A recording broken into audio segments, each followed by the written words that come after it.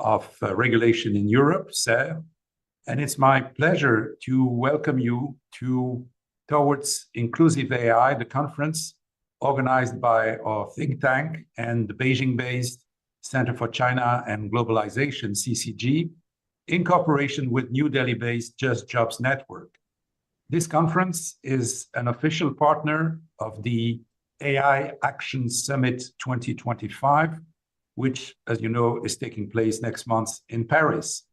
We are live on Zoom, on CERRE's LinkedIn channel, and on CCG YouTube channel. So thank you for watching us from Silicon Valley, Washington, D.C., Madrid, Geneva, Brussels, Delhi, Singapore, Shenzhen, Beijing, and all locations in between. Artificial intelligence is an unstoppable force that is reshaping local communities, national economies, labor markets, and international relations. Whatever the true potential of the technology, AI's development is, however, accompanied by concerns about its disruptive social and economic impacts as workers, businesses, economies, and societies are forced to adapt. And in addition, there's no guarantee that the benefits of AI will be evenly shared and that the social and economic costs will be evenly distributed. On its current trajectory, the benefits could be concentrated among certain countries, sectors, companies, and workers, while other entities and groups risk both missing out on the benefits and suffering disproportionately from the costs. And against that backdrop, our conference will discuss on how to ensure that its development, deployment, and government are inclusive. And the concept underpinning this conference is that despite countries having different political systems and values, international cooperation and knowledge sharing are crucial to foster an inclusive development of AI. And our goal today is to share perspectives from around the world about one, how policymakers can ensure that the AI revolution helps to address inequality within communities, within countries, and between developed and developing countries, and two, how they can mitigate any negative impacts and inequality. Let me now hand over to our partner in the organization in this conference, my friend Henry Wang, founder and president of the Center for China and Globalization. Great. Thank you, Bruno. And also good evening, good afternoon, and good morning, all of you. Great to see all of you here. So it's great to organize, co-host with CERRE, and of course also with our Delhi-based JustJobs networks on this very timely event. I mean, prior the AI summit in France. So the issue of inequality in AI raised several questions that we will explore across our two panels today, basically. And the first panel will focus on the impact of AI on skills and employment, such as in labor market, AI enhanced efficiency and innovation, benefiting some sectors where it is effectively adopted, but it also may lead to job displacement and make some current skills obsolete. So this transition could result in structural workforce changes both within and between countries. For example, deployment of AI could amplify inequality if income distribution increasingly favors capital owners over the workers. And also governments do not adopt redistributive policies to compensate. So this raises an important question about economic equality, social stability, and need for a new policy framework to address those challenges. Of course, we have another panel, second panel, we address the need to ensure inclusive design development and deployment of AI. So this inclusiveness should be a priority for all governments. Recent economic work illustrate that societies enjoy greater economic growth overall when the technology and distribution fairly.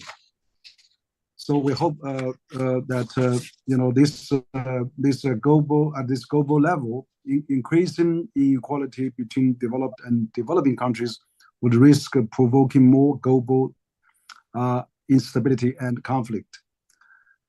So I think there's many issues that we're going to address on those two panels, and so we have today gathered the exceptional group of panelists who are leading voice in AI governance from around the world, including Europe, China, India, Mexico, Senegal, and of course the United States.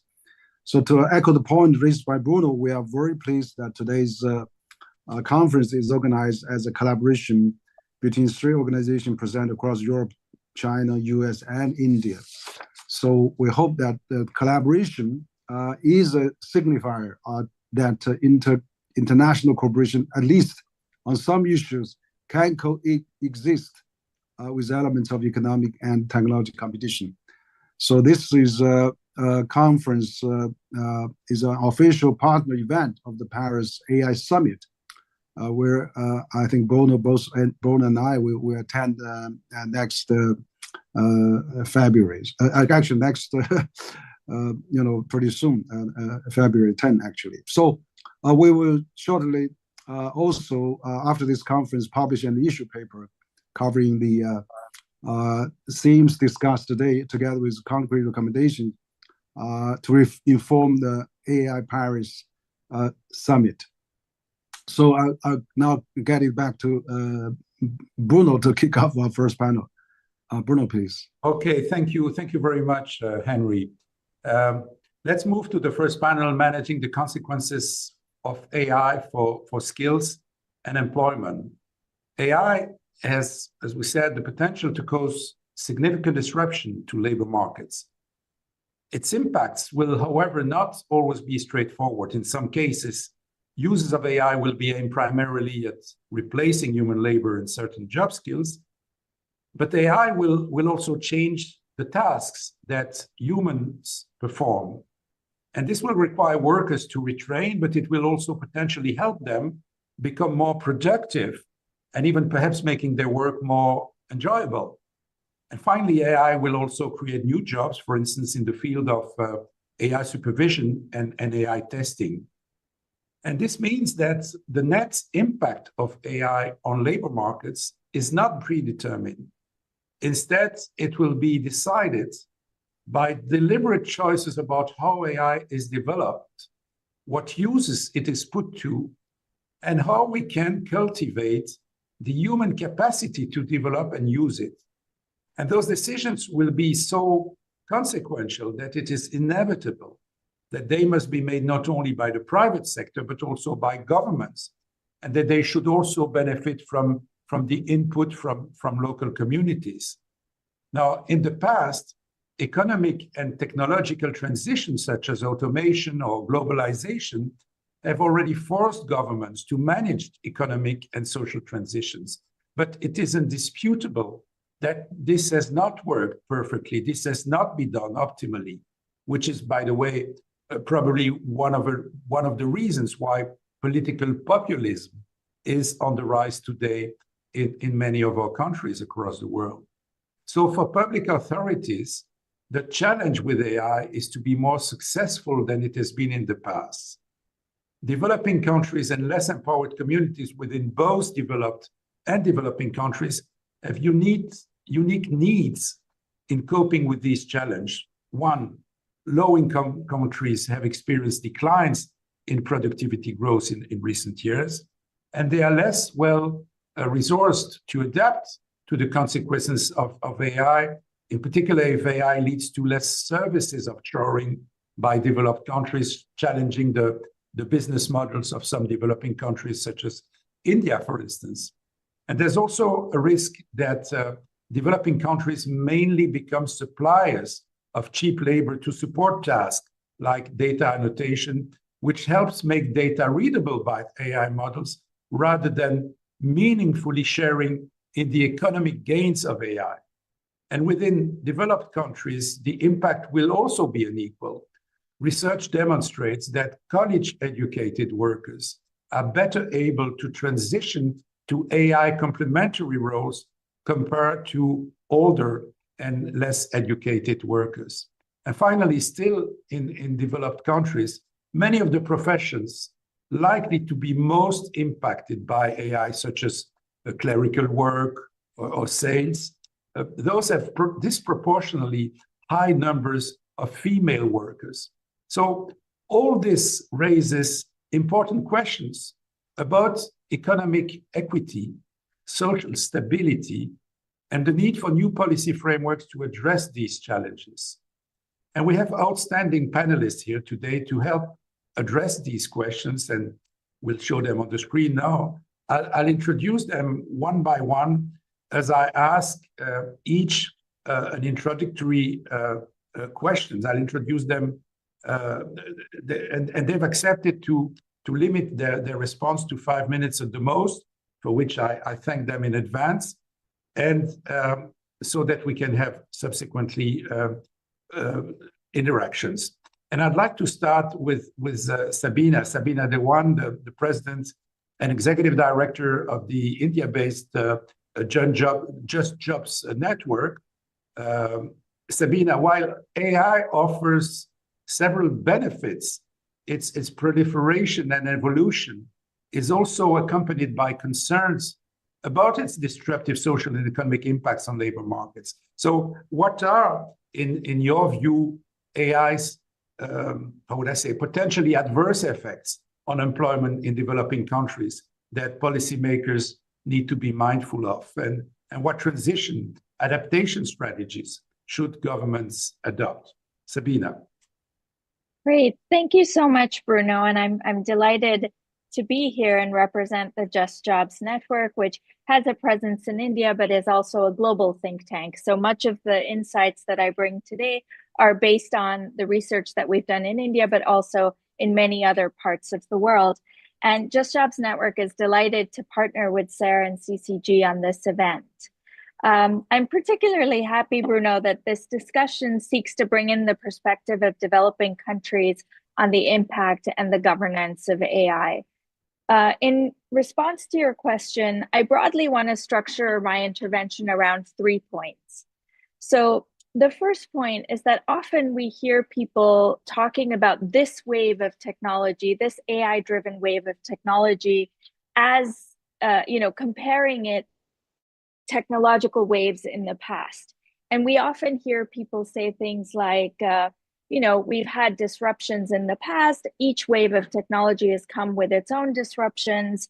Some jobs are lost and others are created. At the end of the day, labor markets find their equilibrium and life goes on. But I'd like to kind of differ from that viewpoint, because at no point in the past have the very pioneers of technology unequivocally warned us of the inevitability and the magnitude of disruptions that are emerging. So from Geoffrey Hinton to Stuart Russell, the pioneers are ringing alarm bells, and I think we would be wise to heed them. So, definitely AI comes with certain advantages. It's not the technology itself that's good or bad, but how it's put to use and how governance happens in ways to create labor market equilibriums that really matter. That's point number one. So point number two, what are some of the disruptions that we could expect? So first, of course, there's, these disruptions will be wide reaching. I'm going to focus just on a couple that are related to labor markets. First are layoffs. To be clear, nobody can definitively estimate how many jobs will be created and how many will be destroyed. What we do know, however, is that it is not in the interest of firms to publicize how many people they will have to lay off as a result of AI. So there is a lack of information on how these trends will actually play out. For technology companies that JustJobs Network has interacted with in its research, we've heard, firms anticipating anywhere between 30 to 40% of staff reductions, and staff to be replaced by AI. So the effects of AI extend far beyond technology companies to other parts of the labor markets, particularly where there's cognitive tasks involved, where AI can actually do things in much faster and with larger scale than human cognitive capacity allows. For developing countries with large and growing youth populations, especially in Africa and in parts of Asia, there's already a surplus of labor, and these economies are not creating enough jobs to absorb the new entrants into the labor market. So we have high levels of youth unemployment and underemployment, as well as high levels of informal employment already. And against this backdrop, the disruptions from AI are even more damaging. Let's not forget the upheaval caused by AI comes on top of other forces, just pandemics and climate change and the energy transition, that are already upending labor markets. So all of these different forces are creating a great deal of havoc in labor markets. We cannot skill our way out of these disruptions. Not only is there a digital divide, but large shares of the population of the developing world simply do not have requisite levels of education to build upon. So to imagine that these individuals that have very low levels of education will be able to participate in a skill-biased, AI-driven economy at scale is rather far-fetched. Ultimately, what we come down to is an acceptance of the fact that the income distribution increasingly favors capital owners over workers, and that governments have to have mechanisms for redistribution. But in developing countries, there are weak institutions for redistribution. Not to mention, redistribution is much harder when you have 60, 70, 80, even 90% of your labor force in informal employment. So I want to end by just making a couple of points about what developing countries in particular need to do. First, they need to invest quickly and extensively in reforming education systems to provide better quality education, but also digital literacy. And the skills training system, skilling and reskilling, then comes on top of a solid foundation of education. Skills training is not a band-aid solution to years of poor quality education. We also have to be really realistic that this will take time, and skills training is not a panacea for the disequilibrium that AI will inevitably bring. Second, we need to build institutions, regulations, laws that redistribute the gains from capital to labor. So in this regard, first, there's taxation. Perhaps a robot tax, as Asimoglu has proposed. Certainly tax regimes that apply and reach platforms and the platform economy. We also need social protection, social security, labor regulations that cover all workers, including those in informal employment and self-employment, which inevitably means that we need to move towards more universal systems. We need regulations that ensure that firms adopt greater transparency about their intended uses of AI and greater transparency with their algorithms and their data. And finally, last but not least, we need social dialogue to ensure that labor unions and civil society are not only part of the conversations in how to manage these disruptions, but that we're actually remedying the existing asymmetries of power. I'll stop there for now, Bruno. Thank you so much. Thank you very much, Sabina. Let's try to stick to 5 minutes so that we can have a conversation right after. I'd like to move to the AI's impact on the labor markets of developed countries. And I'd like to bring into the conversation Juan Francisco Jimeno, who is an advisor at the Banco de España. Hello, Juan, and very nice to have you. I mean, much of your extensive quantitative research on the impact of AI on employment across Europe reveals that perhaps counterintuitively, employment shares have risen in occupations more exposed to AI. So how do you explain that phenomenon? And what does it mean for the ideas that most economists have about the impact of AI on equality and inclusiveness? Juan. Hello, good afternoon from Madrid to everybody. And thank you, Bruno, for the introduction and the question and for the opportunity to participate in this very interesting and very relevant conference about the impact of artificial intelligence. Okay, so let me start by saying that there are two main theories on the impact of technological change on employment. One is the so-called skill bias technological progress, the idea that new innovations increase productivity, but increase productivity by more for skilled people, for skilled workers. The second theory is the routinization hypothesis, the idea that technological innovation mainly destroy jobs for workers with manual routine tasks. If we think about artificial intelligence had both components, can do both things, increase the productivity of skilled people and also substitute for many, many routine tasks. But I agree with Sabina, artificial intelligence is something else. It's a general purpose technology capable of performing many, many tasks, manual, non-manual, routine, and non-routine. So there are many ways in which artificial intelligence can displace workers on the one hand, or can increase the productivity of workers on the other hand. In my view, and let me say, if artificial intelligence were a skill bias technological progress, then the findings of my research that they increase more the employment share of more skilled workers, exposure to artificial intelligence increases by more the employment share of skilled workers is precisely what we should expect. So this is not surprising.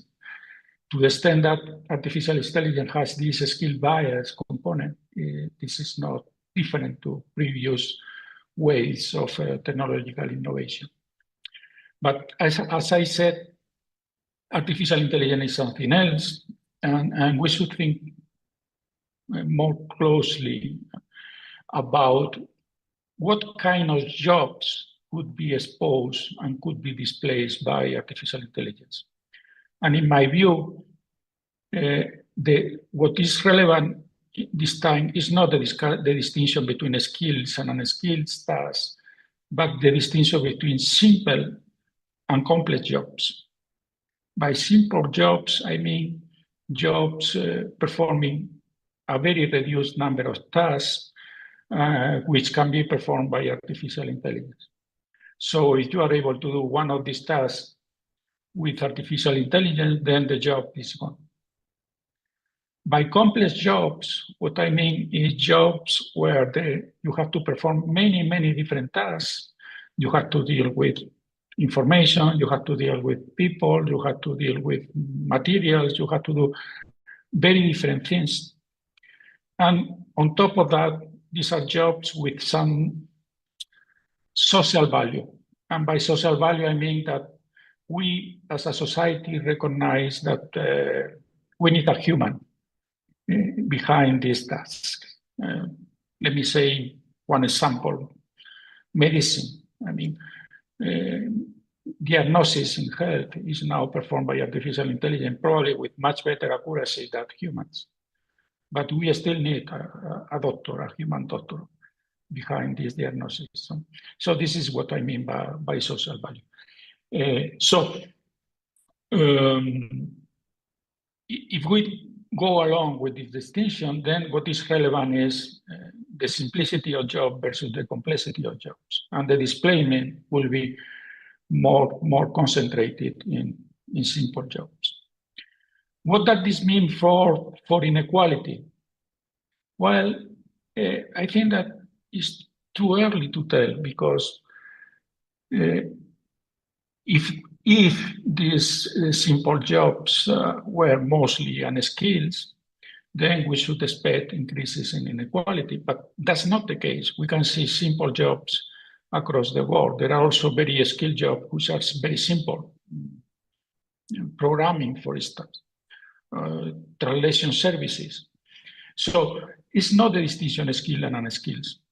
For that reason, I think that it's too early to say what is the impact on inequality of artificial intelligence. You can think of unskilled workers increasing their productivity because now they can perform tasks that they cannot perform before using artificial intelligence. And you can think of skilled jobs where artificial intelligence is going to displace unskilled workers. So I think that on this issue, the jury is still out, and we need more evidence about how artificial intelligence is evolving, how firms are implementing artificial intelligence, and again, how this way of thinking between simplicity and complexity of jobs and complementarity with the skills is going to evolve. And let me stop here. There are things about policies that I will comment later on, and also about the possibility of driving the implementation of artificial intelligence to improve social outcomes. On that, I am very skeptical, but let me stop and talk about this later. Okay, thank you very much, Juan Francisco. In recent years, we've seen a decline in labor share of income with more benefits of economic growth accruing to capital. Eckhard Ernst, you are the chief macroeconomist of the ILO, the International Labour Organization. Thank you very much for joining us today. Do you see technology and AI accelerating these trends, or do you think that the productivity gains from technology and AI will help labor expand its share of income? And do you see this playing out differently in developed and developing countries? Eka. Yeah, thank you very much, Bruno, and thanks for having me today. It's a pleasure to be here and exchanging with all these great minds this afternoon, morning. So let me maybe kind of get a step back and take a broader picture on this question being affected. But indeed, what you just mentioned at the end is the distribution of income and the concentration of wealth that comes with these digital technologies. They have an inherent tendency to create these huge multinational behemoths that essentially kind of conglomerate all type of services, digital services into one hand. I mean, you know the big names. I don't have to cite them here. So these are the real issue, that you concentrate a lot of economic power and wealth into very few number of companies across the world, and that currently also you see that the political implication of these trends is that they start interfering with political decision makers. Obviously, Europe is a key example, but we're seeing this currently also in the US playing out. And so the problem really is not so much the impact of jobs, which actually overall is relatively limited so far. And I mean, there's no real consensus on the numbers so far. What we see, but what the estimate shows is that actually a very few numbers of jobs really disappear, if anything. And what we see is the concentration of wealth. And partly this to do with the digital nature of the technology, that essentially, the more you collect data and information, the more profitable you become, and the more targeted your services become towards certain of your customers. But it's also creating this effect that because you need a lot of energy and electricity to run these technologies, you kind of increasingly have that tendency that only few big players can participate in that market.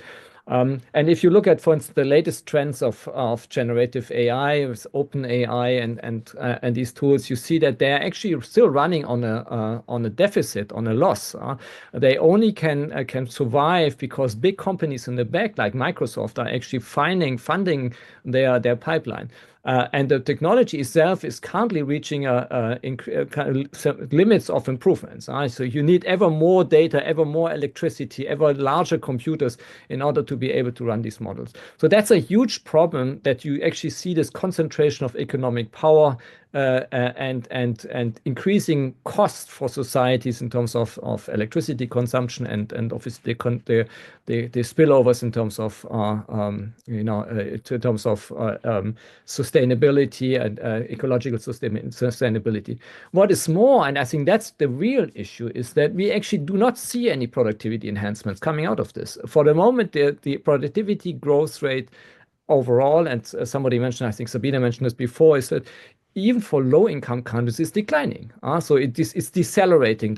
We still have productivity growth, but you look at big countries like China, for instance, the productivity growth has decelerated significantly.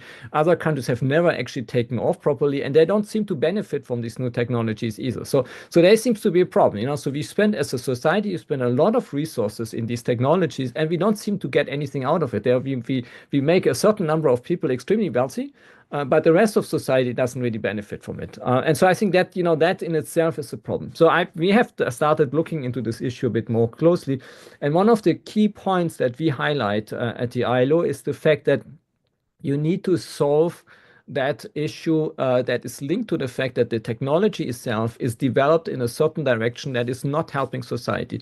The AI is a great technology. Somebody mentioned Kenya earlier. Kenya, I've talked with the CEO of Microsoft there. Kenya is one of those countries who are really keen on using this technology to promote agricultural productivity, to help farmers, smallhold farmers there, to become more productive, to face also the challenges of climate change by having these digital tools that help them better anticipate and harvest maybe more productive crops.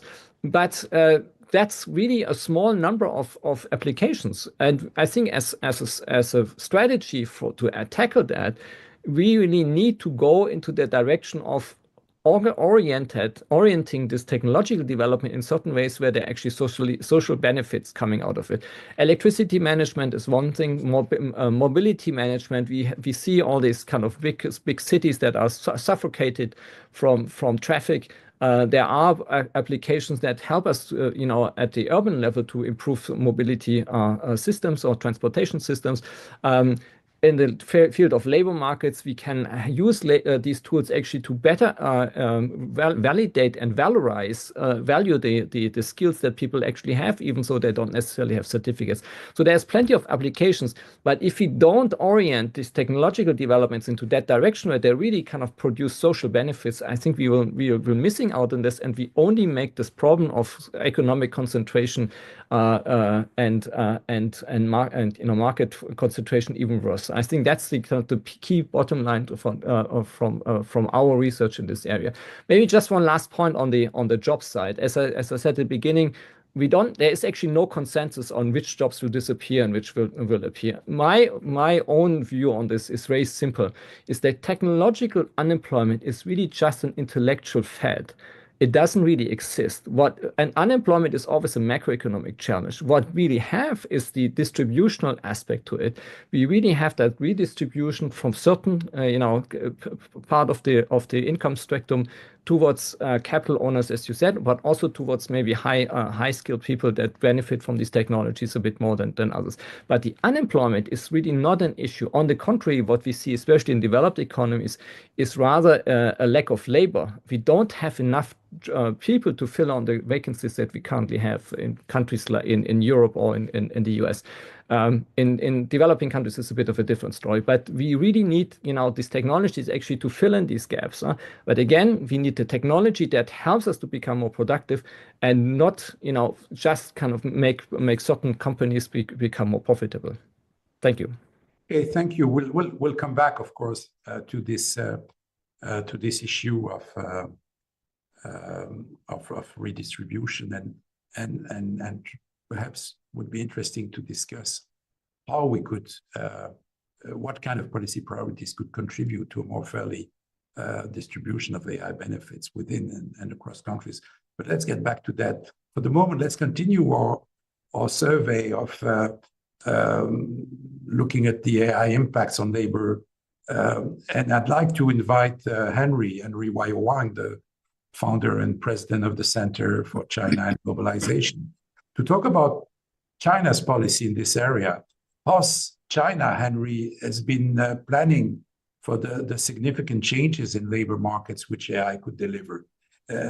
In particular, how is China evolving its education system to help improve your country's readiness for AI? Henry. Great. Thank you, Bruno, and excellent intervention from all the panelists I just heard so far. What I think China actually is a very unique in terms of this AI development, and I think China actually catch the time to do that, because I think the infrastructure in China now probably, if we talk about hard infrastructure, is the best in the world now. They have 70% of speed railways, and and then you have almost 4 million 5G stations across the country, where Europe is only have 400,000 probably, and then you have also 1 billion, over 1 billion smartphone users. One of the challenges China has now is, of course, China is aging before it's getting rich, and that is rapidly happening. For example, the new baby boom is not going to replace the people who passed away. I mean, there's already a gap there. Is widening on that. So that makes this AI is even more very much needed now by the society and by the government. And of course, China is trying those autopilot and all those automation. AI is going on. All the even though with some chips restriction probably by the US, China is still developing it's really in a big way, and we see China already produced over 10 million EV cars last year, 2024, which is also many of them probably in the future will try those auto stuff, and AI would play a big role. And I see low airspace flighting operated by AI is also has been experimented throughout China. The challenge is that China has over 200 million people above the age of 65. So the education is become so important in terms of the labor market. China produces 13 million college graduates every year, and then a lot of them, over half of them, are in the science, technology, engineering, all those areas. So I think the Chinese are really catching up on that. And those AI talent is also China is producing. There's many AI company, thousands of them are starting to flourish, and one of the key areas is the AI. Also, China is also a net AI talent loser to the United States. I mean, if you go to OpenAI and many other AI companies, 30% probably. AI talent are from China. So in terms of that, I think China has to do better to really maintain AI talent and also attract global AI talent to really sustain that. One of the challenges I think China has now is this education we talk about. Education with now many elementary school, primary school, high school are all AI aided education is fast developing, and that's really make a huge difference with the AI, with a variety of AI Chinese version of AI tools, also similar to ChatGPT and all those things are really accelerating the learning quality and learning speed of the Chinese talent. And then the problem is that China has 300 million migrant workers. In many big cities like Beijing, Shanghai, they are not qualified to go to local schools. And then and also these 300 million migrant workers' children are really falling behind in many areas. So those are really if the children has the AI as a tool to educate, and the children without AI tool as an educator, you see the huge difference. Then there will be a generation gap that is going to emerge. So I think that's probably a big issue now. China needs to concern, but also I see that as developed countries, AI rich countries, and developing countries, there's also a big gap. With AI as a next generation of powering to the society and to the productivity. So I think the government has to really come up with some new policies. I think China already has a NDRC, National Planning and Development Commission, is set up a data bureau, and then they're now saying that data is now a productivity as well, the petroleum of the 21st century. Let data flow, and then also China has the largest, probably the application scene for data. In terms of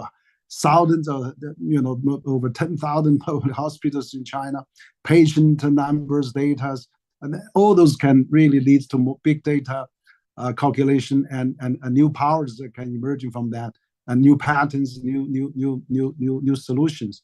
So I see this industrial revolution still going on in China, and then this new productivity is going on. AI is going to make a lot of difference. How can that help in the shortage of the labor force, the aging society?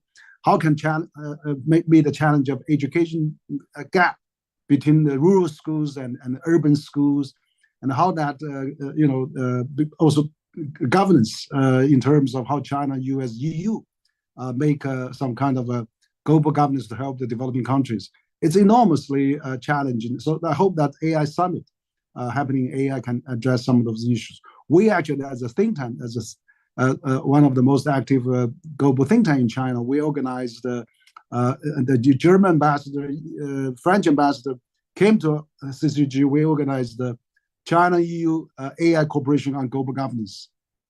And also just last month, we had another AI panel forum in our annual forum, and we had many different industries, and also a French ambassador came again. And so I hope that this exercise is very important, and not only good for China to get many lessons learned, but also I hope that between AI developed countries and AI developing countries, we should really find a way to help each other, and also make AI not as a rivalry. I mean, let's make a collaborative for the good benefit of mankind. It's a double-edged sword.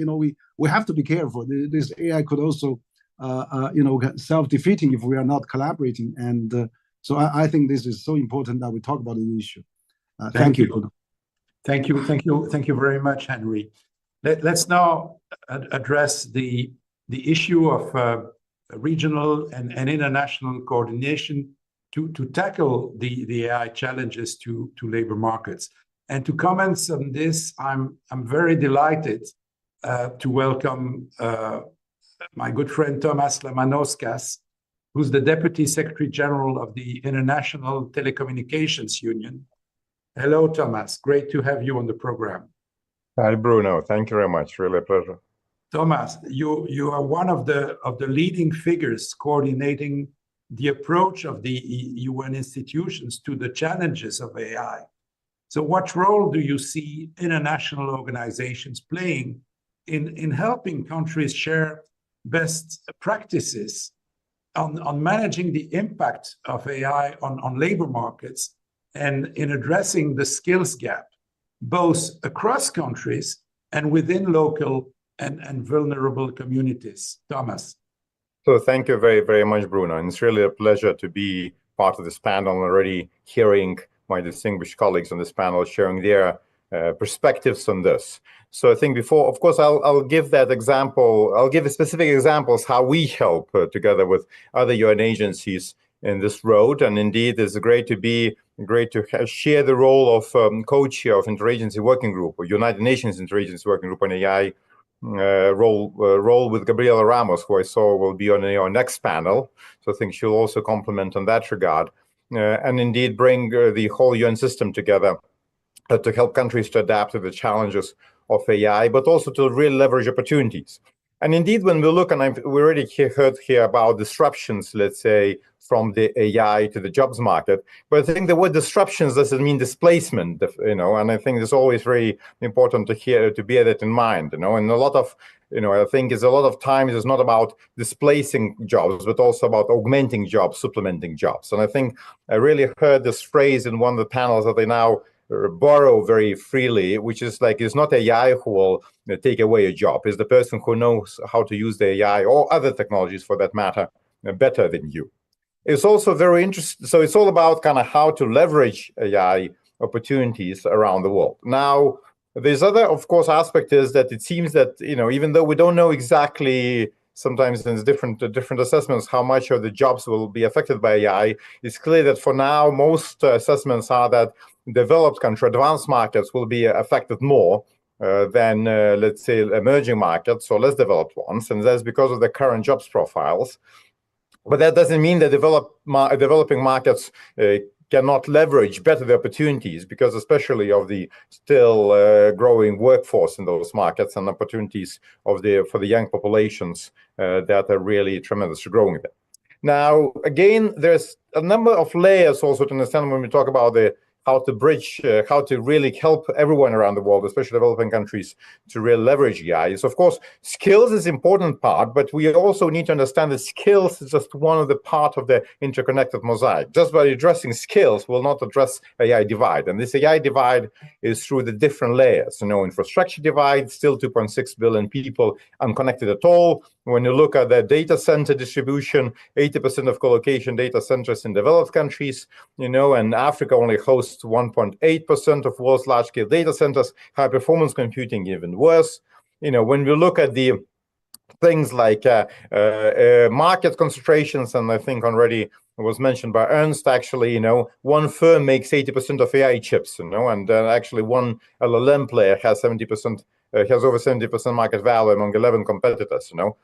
So we have these huge other technological infrastructure divides there. When you look at the AI skills divide, there's also, I think, different layers that we also need to kind of a bit of a terminology that we need to bear in mind. First of all, when we talk about AI skills, we can talk about PhD level AI, PhD level skills to develop AI models, and we can talk about data labeling for AI, and that's the huge divide between those and between the markets and people who benefit from those. There's still, I maintain, the big gap in the middle, which is actually AI application, and I think here I would think is a huge focus is needed, because that's where the biggest benefit on the mass numbers can come into play.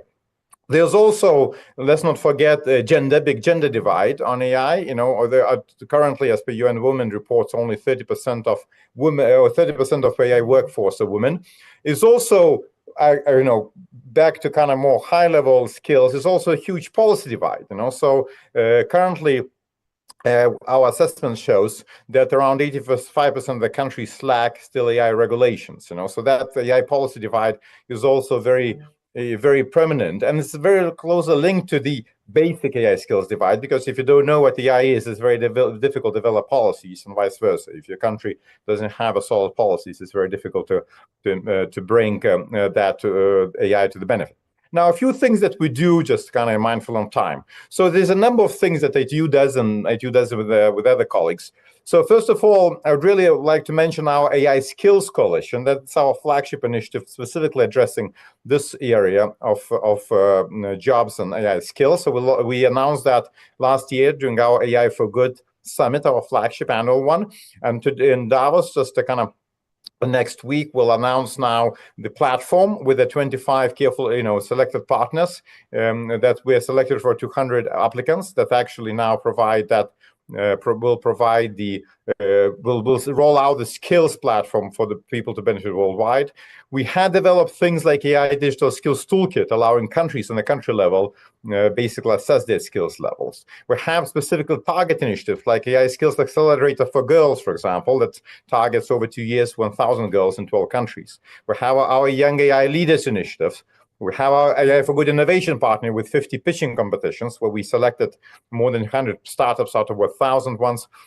we have AI and machine learning challenges, which also provide for the people who don't have access to the cloud computing capabilities and want to participate in the challenges. So it's all about really galvanizing those ideas and those movements around the world. And it's not only that we do that. You know, our annual AI activities, UN AI activities report shows that out of 408 activities reported there, around a quarter is related to the work and economic growth. So I can go on the specific things to do, but I think the idea is to really empower the countries and the countries' people to upskill their workforce, you know, to really leverage the benefits of AI. So I think sometimes in these discussions we still see AI as rather pessimistic lens. I would always like to remind is probably we won't get rid of it. So it's how we make the best of it. So over to you, Bruno. Thank you. Thank you very much, Thomas. We are right on time, and so we have a bit less than 20 minutes to continue the discussion and to have perhaps more interactions. First of all, I'd like to ask if whether any of you has a question or a comment to make about what she or he has heard from others. I don't know, Sabina, if you want to say something. Thank you, Bruno. You know, I always have things to say. I know. There are, there's 2 points that I thought were quite interesting, and I really appreciated all the comments from the panelists. The first was, you know, with something that Eckhard Ernst said that I thought was really interesting, and Eckhard also sort of caveated that by saying this is more relevant for developed than developing countries. But the idea that technological unemployment is not real, right? And I think because of where developing countries are on the AI value chain, technological unemployment is actually real. And I think this also speaks to the last speaker's point that disruptions don't necessarily mean displacement. I think the idea that there will be displacements by AI, and maybe there will be new jobs created by AI as well. We can't discern the net effects. But the point is, how can you transition? Can you transition?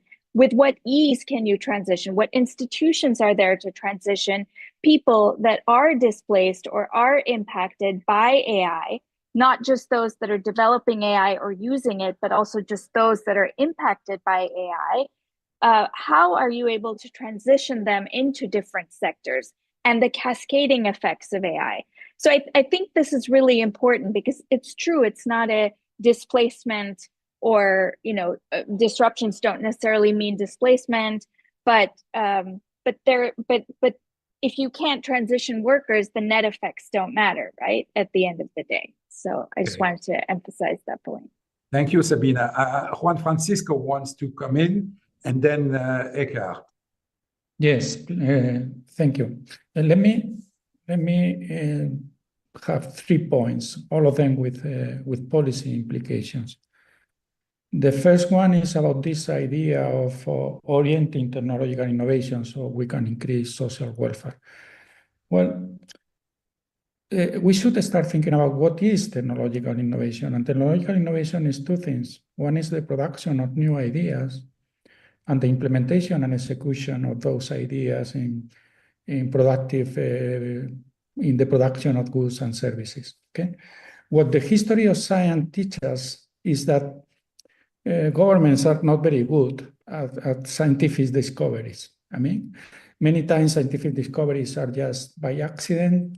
Sometimes they respond to economic incentives, but governments are not very good at orienting the production of new ideas. So that's why I said that I am skeptical about these policies that are trying to drive artificial intelligence in some direction rather than other. What governments can do is basically influence the implementation and execution of these new ideas. And here is where I think policies have to be revisited, in particular, labor regulation and product market regulation. Where and how are going to allow the use of artificial intelligence, I think is the relevant question on this. Okay. Second point, regardless of what you think about the impact of artificial intelligence on employment, what seems uncontroversial is that the labor share is going to decrease. It's going to continue decreasing. And the labor share is going to decrease. And this has also implications for policies, because the kind of redistributive policies that we have in the past, both redistribution from capital to labor and redistribution across people, they also need to be revisited because they are not going to be effective in this new technological environment. Okay. For instance, in the redistribution for capital to labor, taxation is going to be crucial. And here, this is the field where international coordination could be more useful and more relevant. Coordination on the taxation of capital and taxation of income. Okay, and also because of demographic reasons, there are many forces driving us to revisit the way in which we have considered redistribution policies and the welfare state of the 20th century. And the third point, also regardless of the impact of artificial intelligence on employment, what seems uncontroversial is that we are going to need more reallocation of labor across sectors and across occupation. Reallocation is going to be higher. People will have to move more frequently from job to jobs. They will have to change skills more frequently. And this reallocation, this higher reallocation implies also changes in employment policies. We thought employment policies, employment protection legislation, collective bargaining, and many other policies for a technological and demographic environment very different of the one that we are going to have in the rest of the 21st century. And I think that we also need to revisit these employment policies. And that's it. Thank you. Thank you. Eckhart. Yeah, thanks. I just wanted to make maybe 2 points, one on the impact and the other one on policies. So on the impact, I think one has to be careful. As I said before, we don't necessarily have a consensus. If you look at the literature, I mean, there's the estimates go all over the place in terms of which jobs are being affected and which are not.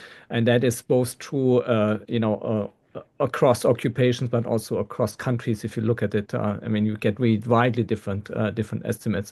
And the other thing is that even if you have identified jobs that are particularly affected by AI, that doesn't mean that necessarily these jobs will disappear or that you have unemployment.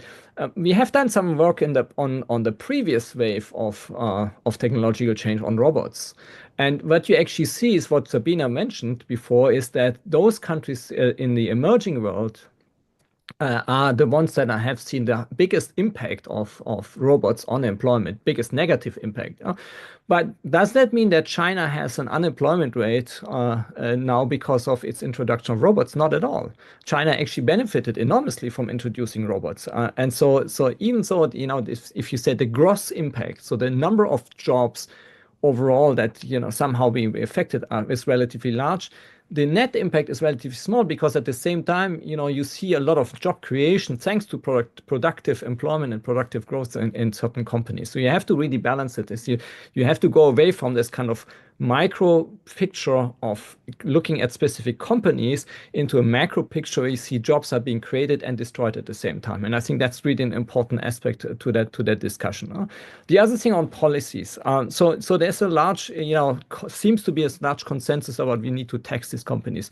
So far, it hasn't worked at all. And I don't think it will, simply because digital companies and digital services are extremely mobile internationally. And you see already, especially with these multinational companies, they have all kind of ways of attributing their profits in tax havens. And so I think that the idea that we can tax these things away seems to be, for me at least, not particularly effective. I know that the OECD has done some work, and there are obviously all these international agreements. Let's see how much this pans out, but I'm very skeptical about how much this can help. Where I do think what we actually do should do is that we kind of need to orient these technological developments towards areas where they're actually socially beneficial. And I disagree with Juan Francisco on this, that it can't be done. It doesn't mean that government officials or people like me or sitting in Geneva decide what these technologies should look like. It's more like that we use some of these technologies and implement them through public investment, through public procurement in areas where we see particularly useful applications. I give two examples where I think these technologies have enormous potential. One is on mobility. I mentioned it already before. And I think that there are technologies already available. You just need to implement them in order to help cities to handle and to manage better their traffic flows and to make sure that people have actually the possibility to much better integrate different modes of transportation in their daily commute, rather than all relying on one particular commute, whether it's or one particular mode, whether it's cars or buses, etc. So I think that there are ways of doing it, and actually China has experimented with this very interestingly in this area, but this requires a public initiative, because you can't do that at the level of a company. You really need the public hand to identify, to help to build up the infrastructure for that. The second point is on valuing and valorizing skills that we actually have.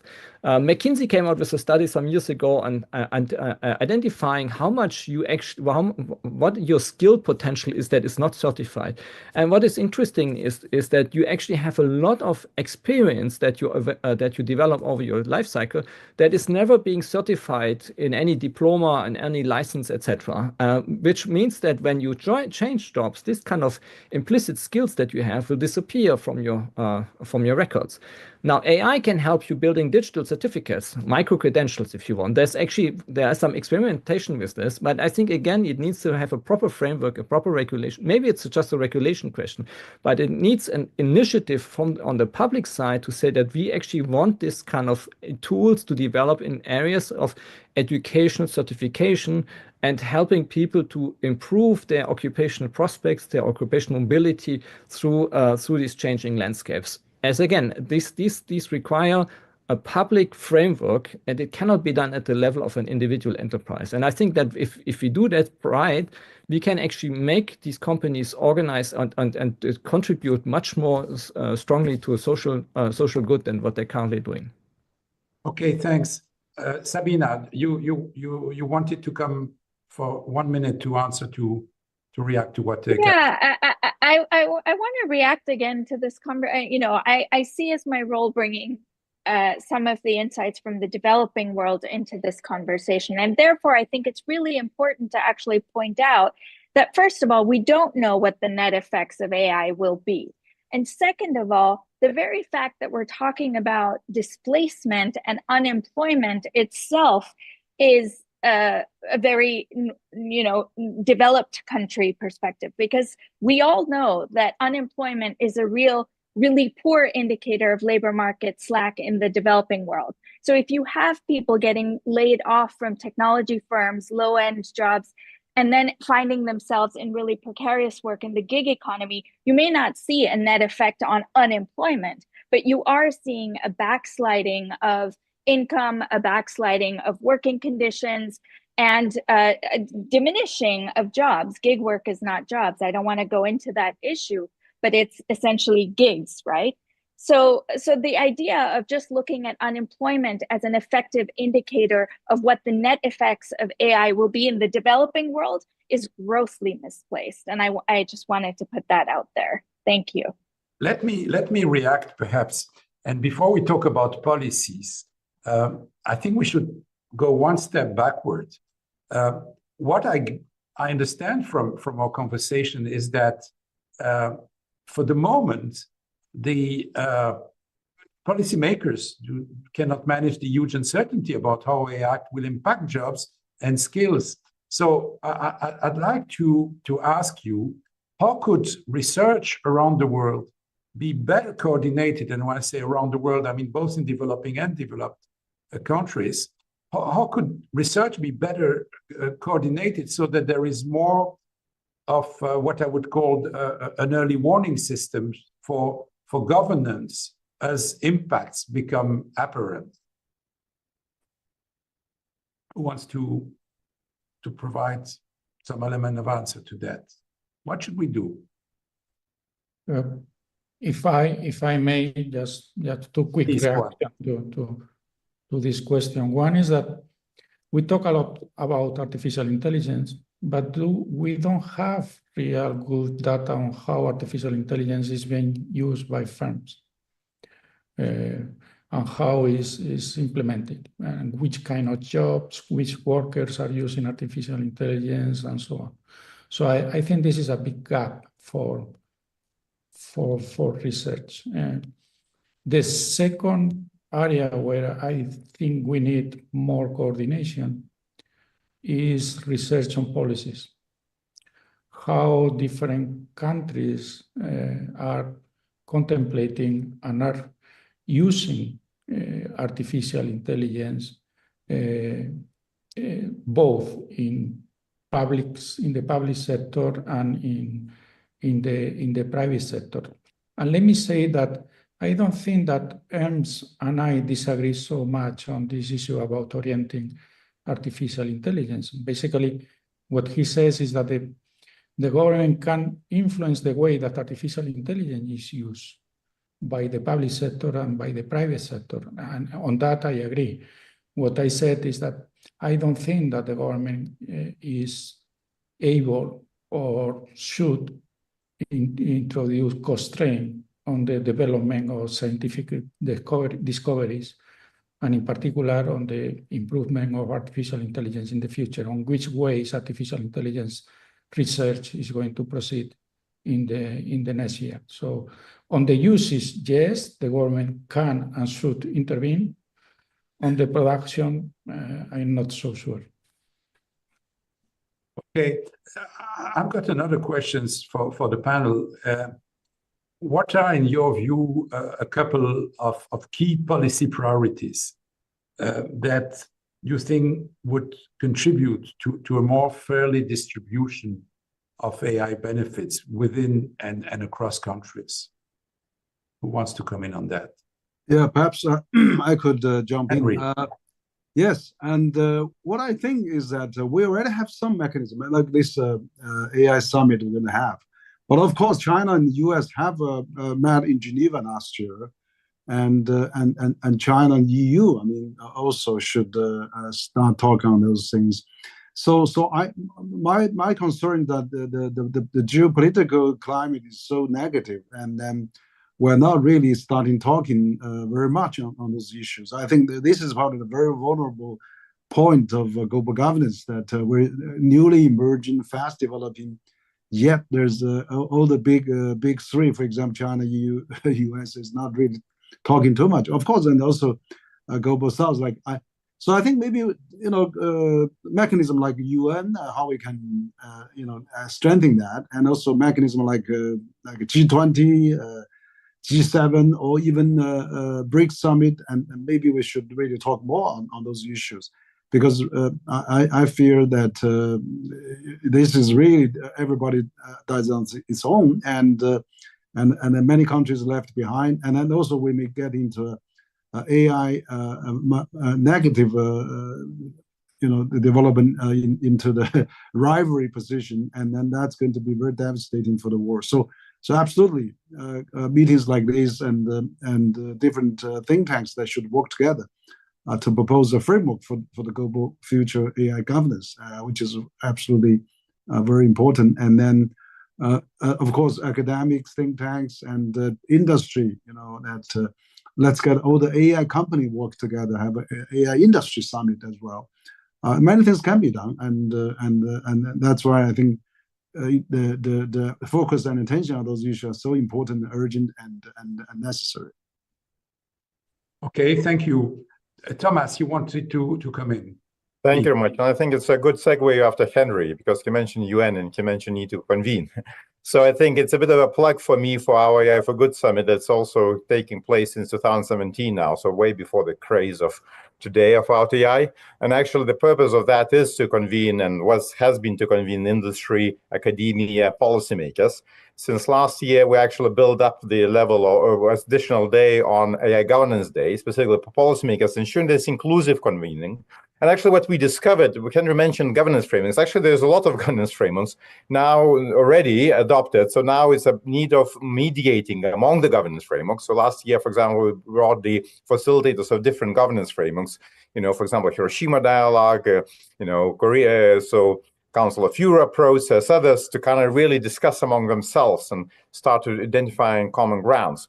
This coming year, in 2025, we will convene also a separate day for academia as well. So really trying to bring that inclusive dialogue and leveraging the power of United Nations, even in the times of huge geopolitical divides. So I think this was still, as the more geopolitical divides are hurting, the more UN I would always maintain is important, because that still remains the only place where everyone can come and legitimately converse with each other. Now, however, just a little bit, because I hope and I predict that will be my last interventions here on this panel, also just to mention a little bit of demystifying that, because I liked the headline of the recent newsletter I read, which has said 2025 is the time to look at the AI in a more pragmatic way. And I think that's a kind of, for me, really correlates with me, because I think 2023, end of 2023 and 2024 was about AI, either doomsday scenario, Terminator, or like AI replacing all of our brains, Gen AI. I think now we're starting to learn what AI is and what it isn't. So I think we're kind of slowly going down to the Gartner hype cycle first hoop, So, and I think we're starting to realize that probably AI will tomorrow not replace us all. But this has risks around misinformation. It has opportunities. A lot of those opportunities about applying tools. We focus so much about the companies that develop AI models. Actually, I think the biggest, we need to, of course, look into that, because that determines the price and accessibility of AI. But we really need to look into how we apply AI. That's much more democratized. And for that, I think every country can do much more by building skills locally, by building infrastructure, access to the networks, by building access to the services and all other things. So what we need to do, and we do that through the UN, we empower the countries to help their own people. And then we empower the countries to use AI as a tool. I think also in these type of discussions, we always sometimes forget that AI skills is not a skills for themselves. It's a skills to use AI in something. I remember one of my developing country experience, in the beginning was a very unsuccessful skills building process, but people were taught IT, and then people were taught how to find prizes on internet, or how to manage their finances doing digital tools, how to educate themselves over internet, and that became successful. I think now we need to start changing that approach to AI. It's not about building AI skills, it's that as much. It's about building skills to use AI for anything you need to do, and through that making your country, your economy, your businesses more productive. So I think that's a little bit for me, that's why these policy advisors are not as radical, It's back to the basics: build skills, build infrastructure, try to attract businesses in your own country. And of course, keep in mind those big questions you need to resolve.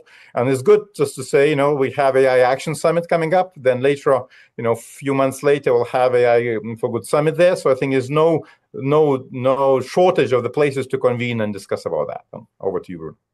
Thank you very much, Thomas, and we look forward to participating to the AI for Good Summit, obviously, in a few months after Paris. I think we've gone through this first panel. I'd like to thank all panelists: Sabina Dewan, founder president, JustJobs Network; Henry Y. Wang, founder and president of CCG, Center for China and Globalization; Thomas Lamanauskas, Deputy Secretary General of the International Telecommunications Union; Ekerhard Ernst, the Chief Macroeconomist of the ILO; and Juan Francisco Jimeno. Thank you. Juan Francisco Jimeno, the advisor at the Bank of Spain. We'll make a break of 11 minutes, so we'll resume for panel 2 at 15:25 CET, Central European Time, and for panel 2 with Henry, who is going to moderate. So all done. We're going to be back in 10 minutes now. Thank you.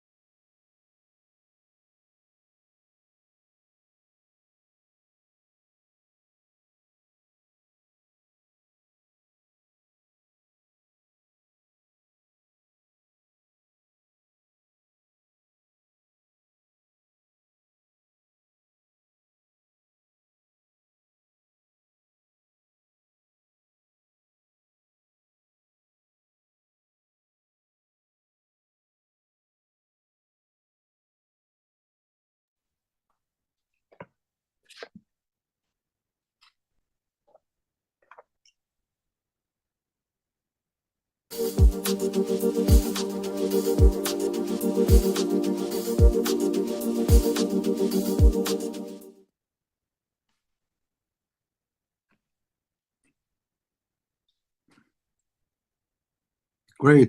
Welcome back.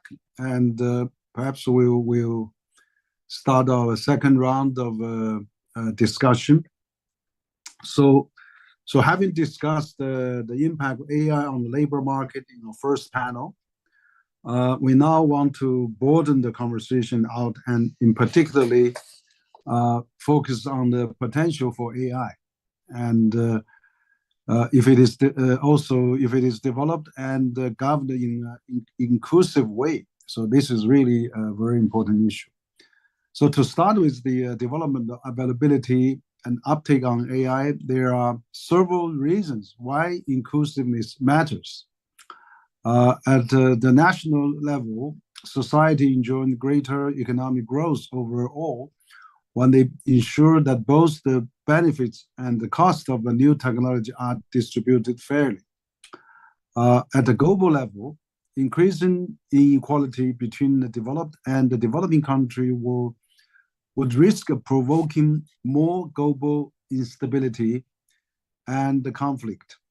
To avoid AI stoking the global inequality and instability, developing country needs to be able to take advantages of the technology rather than simply be subjected to its consequences. So this is a very, very important issue. However, many parts of the world have fewer capability to access, exploit, and enjoy the benefit of AI, and to ensure AI services are designed with their needs in mind. For example, they may lack infrastructure like access to energy, network connectivity, data centers, and cloud computing and computing power, etc.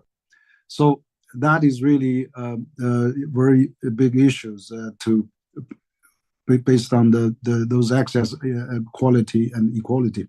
And data, of course, poor countries may also often have significant linguistic diversity, but the vast majority of the models are currently trained from North America, Europe, and China. So they may have fewer relevant database available for AI firms to use to train the models for locally relevant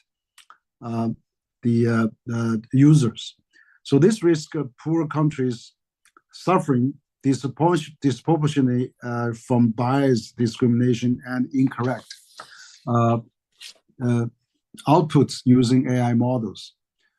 So digital skill is another area. Education in many parts of the world is not really adapted to help boost digital skills in the use and the development of the emerging technologies. So this creates barriers on both development and use of AI, and also on the ability of poor countries and the community to participate in standard setting and governance process.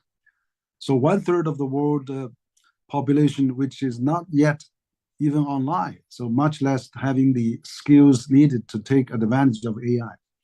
And of course, there's also institutional capacity where in developing countries, regulators can be less well-resourced and also do not have the political or technical resources to use or grow the govern the AI effectively. So this can lead to AI deployment which don't fully reflect the local values and needs and lack the trust in a technology which is not adequately supervised at the national level. So this means many countries and areas risk being subject to much of the global disruption of AI rather than take advantage, and such as its impact on the economy and the labor market without being able to enjoy an upside of this latest technology. So a further challenge we'll tackle on this panel relates to inclusiveness of participation in global governance exercises. And of course, a limited number of countries are currently involved in the various discussions on AI governance, and international forums are really also proliferating and with different groups of countries ensuring their own interests and values. So how can we really build up consensus on the common stand on the global level? And larger and richer countries also remain far more engaged in international forums for AI governance than countries in developing countries. And even when countries are represented in such a discussion, not all impact communities in those countries have meaningful voice. So all those problems we do see, and actually also does exist even within the countries, and even different communities and groups. So the question is how we can ensure that AI is developed in ways that reflect different countries' development needs and priorities, and how to ensure countries have the infrastructure, skills, and capacity to use it. So this is really excellent questions. And again, we are having a wonderful panel, very prestigious panel that we're going to continue to tackle those questions. And of course, we have Sabina Diwan, President and Exclusive Director, JustJobs Network. And we have Pong King Wang, Director, Lee Kuan Yew's Center for Innovative Cities. And we have Zhang Li Han, Professor, Institute of Data Law and Governance at China University of Political Science and Law, which is an expert that I'm familiar with. And of course, we have well-known Gabriela Ramos, old friend. Of course, we know each other for many years. And as Assistant Director General for Social and Human Sciences at UNESCO. Great to have you again. And we have Sadina Mossa Dinyene, Senior Lecturer, Chuck Homotu Kent Digital University. And of course, finally, last but not least, we have our big host, Bruno Leberherg, Founder and Executive Director, Executive Chairman, CERRE. So let's start this great panel discussion. But let's also, because of time, let's this first round, let's limit our comments for no more than 5 minutes. And I want to probably begin the discussion by asking what we mean by inclusivity. And with our first panelist, Sabrina Diwan, President and Executive Director, JustJobs Networks. Sabrina, please. Thank you so much, Henry. And it's a pleasure to partner with CERRE and CCG on this important event and coming to the second panel after we had a remarkably insightful first panel. So let me start by just saying that every new technology has demonstrated how it amplifies and exacerbates inequality and exclusion, right? Take electricity, those that have it, those that don't. Take nuclear technology, nations that have nuclear power versus those that don't.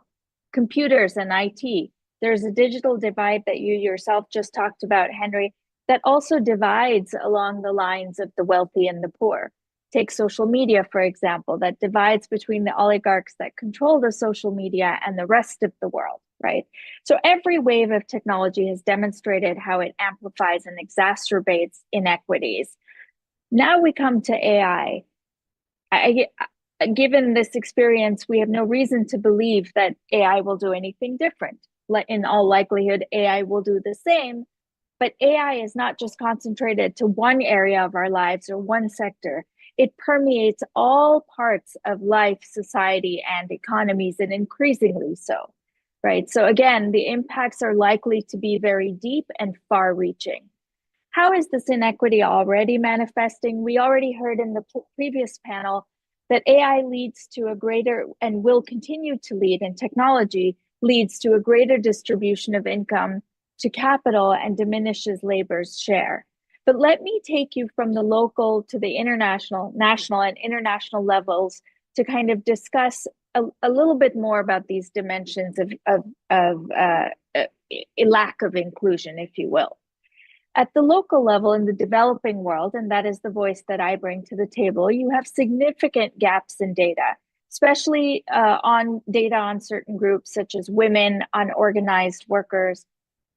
With such massive data gaps, it is really difficult to train AI models to be representative of diverse populations. So first, we need to, we need better data and content creation at local levels. But this itself is challenging because there just aren't enough people with the requisite level of education and skills to be able to generate enough accurate data and content, especially at local levels. Also, these countries have very heterogeneous populations that it becomes very difficult to capture, data and content that is representative. In India, for example, there are an estimated 122 major languages. It is hard to imagine producing enough data and content to effectively train AI models in the range of these different languages, major languages. So this tremendous heterogeneity at the local level makes it harder to have and build inclusive AI. When we talk about at the national level and what do we mean by inclusivity, many developing countries face a complex array of challenges in building, adopting, and using AI that can significantly impede their ability to harness AI's productive potential and for them to compete on a global scale.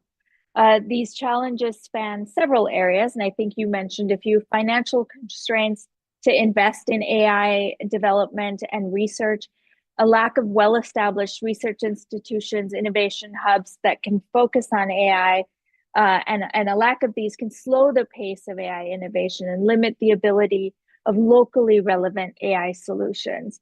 You've got lack of infrastructure. So for example, we're talking about energy and connectivity to be able to host the development of AI and the use of AI, limited availability of data, which I've already talked about, limited technical capacity and human capital. As I mentioned earlier in the previous panel, in many of these countries, a large share of workers do not even possess the requisite levels of education.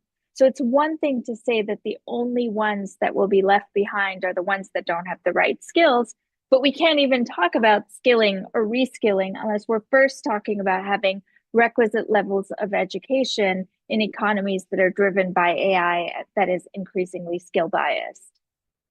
So these factors limit AI diffusion in the economy, relegating firms and workers in developing countries to lower value-add activities in global AI value chains.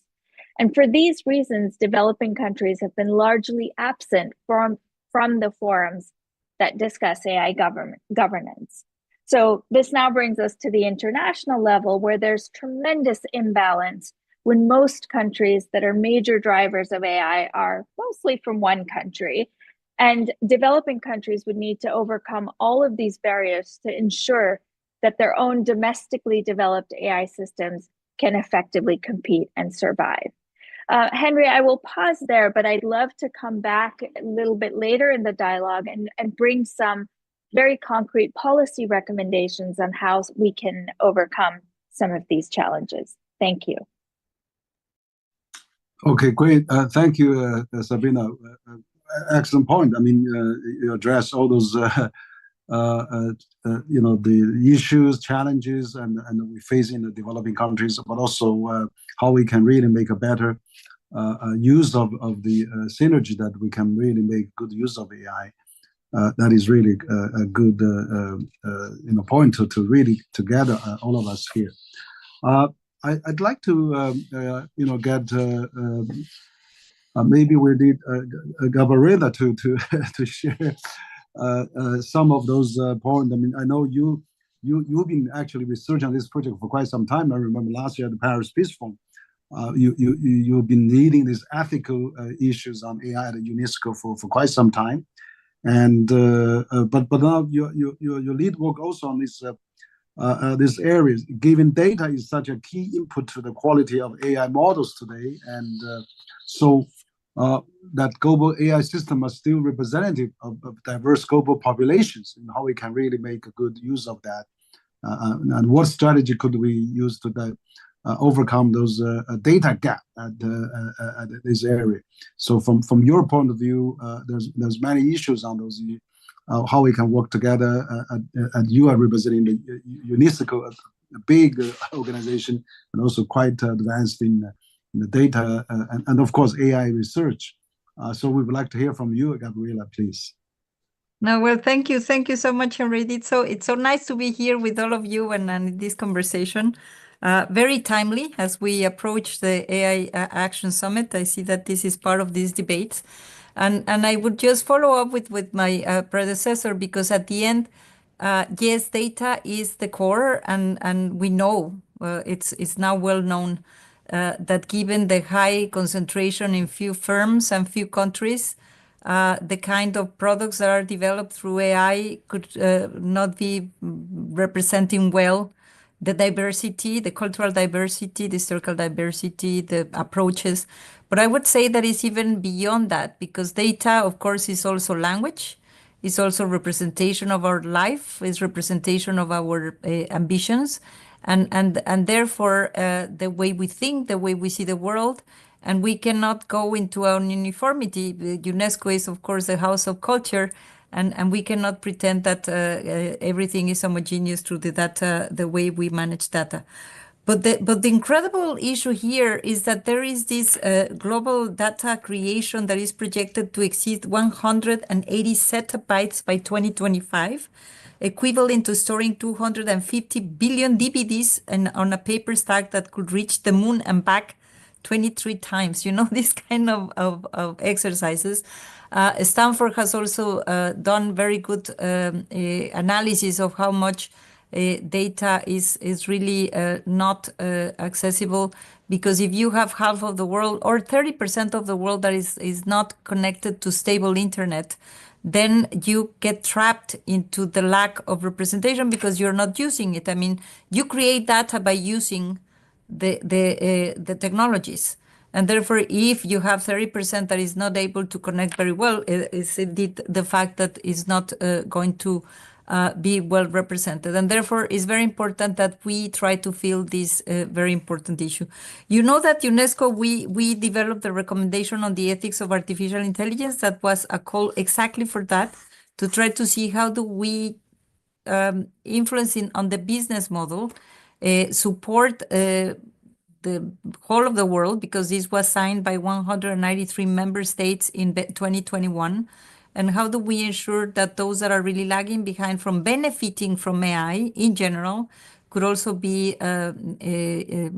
equipping themselves much better with the skills, with the infrastructure, with the data, with the knowledge of the technologies, and with the governance of the technologies, because also this has to be done at the national level. In terms of the data, and to avoid what you mentioned at the beginning of the fact that the concentration at the top in the upstream leads to discrimination at the bottom in the downstream.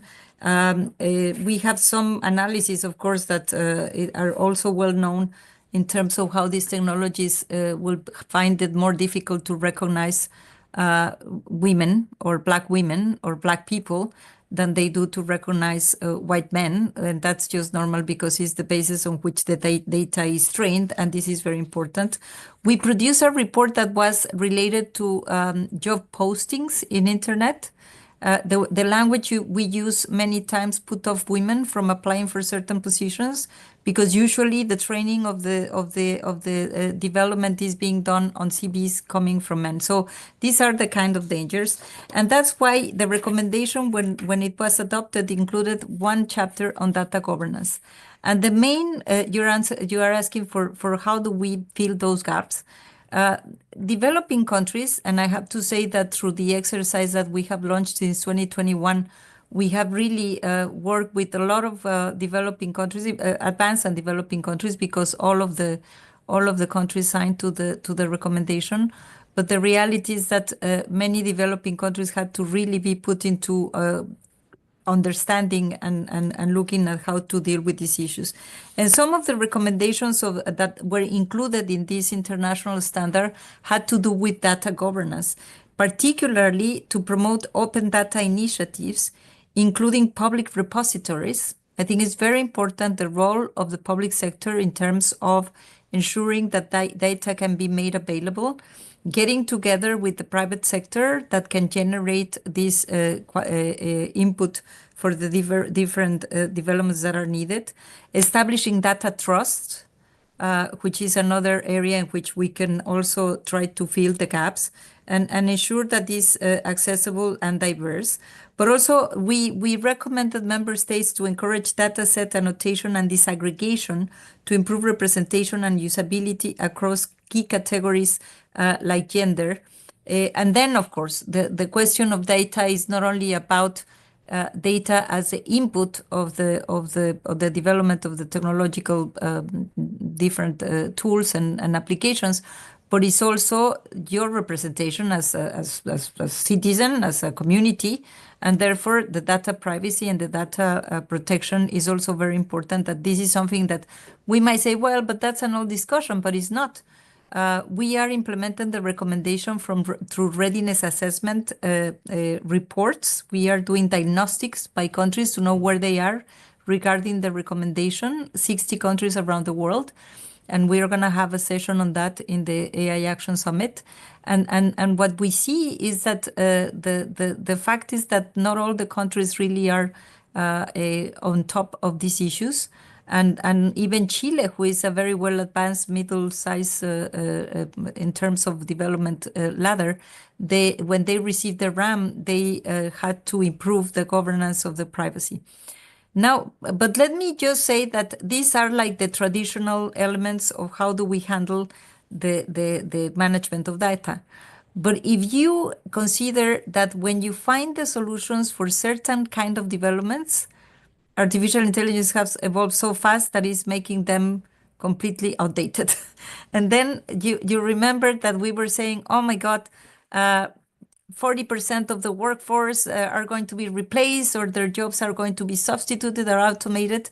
And then we have generative AI, and we know that the impact is going to also be felt in the high level positions. Suddenly we have synthetic content.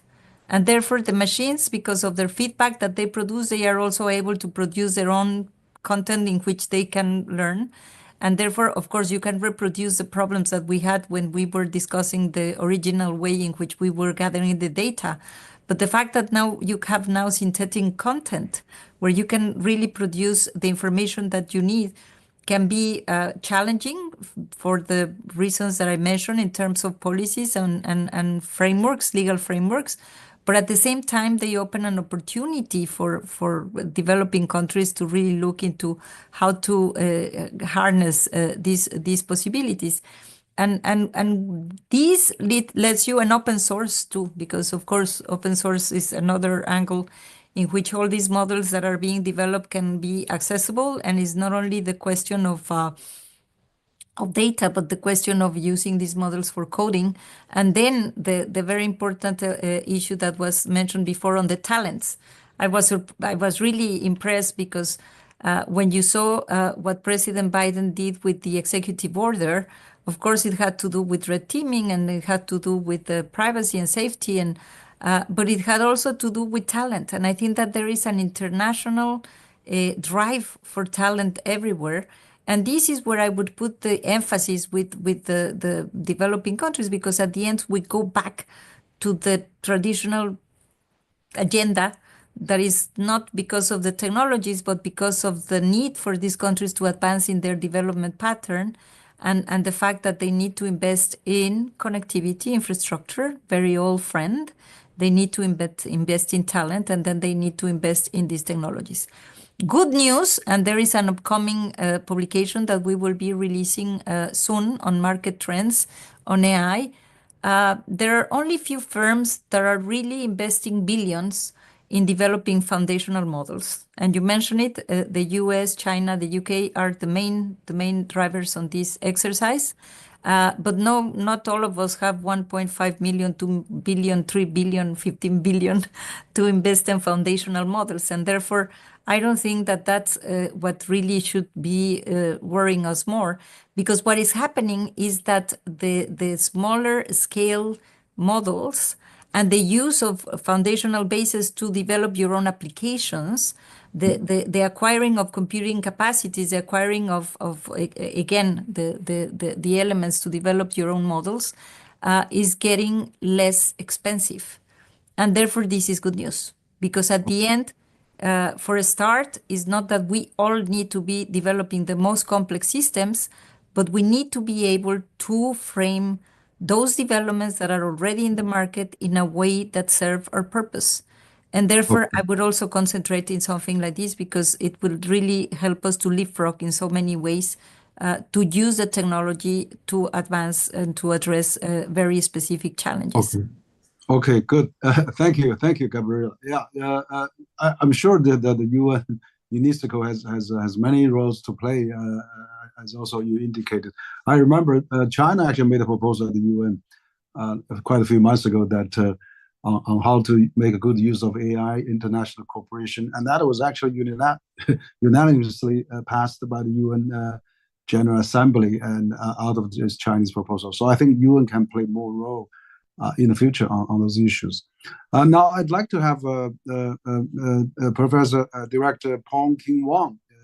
He's the Lee Kuan Yew Center for Innovative Cities. Maybe you can share your view from Asian point of view. Maybe, but we'll try to keep the time to the 5 minutes as we said. Thank you very much for the kind introduction, and thank you for having me here. I wanted to pick up on Sabina's point about ensuring a certain minimum level of literacy and thinking about how technologies today and the past are similar. Also, Gabriel's point about having standards and opportunities and open source models. Let me combine them together and say that we talk about AI like it's one technology, but it's actually not one technology. There are many different types of AI. Just comparing generative AI and predictive AI, the level of access, literacy, skills, expertise, inequalities are a bit different. So maybe my first point would be that maybe when we talk about inclusiveness, we talk about inequalities, well, about access, we need to have a differentiated approach to different types of AI. And we must be clear, because each of those has its own characteristics, each of those has its own users. And if we have that, then we can begin to have a clear definition of what we're talking about. Which leads me to my second point, that if we're going to have a differentiated definitions of different types of AI, then we might need to have minimum standards, or to use a slightly older language, compulsory education. Then we need to put in place, right, for almost every child, every person, every adult worker, even every senior citizen. And so once we have that, then we'll know what we need each of these people to have. And the important thing now is, because things are moving so quickly, we need to keep updating that.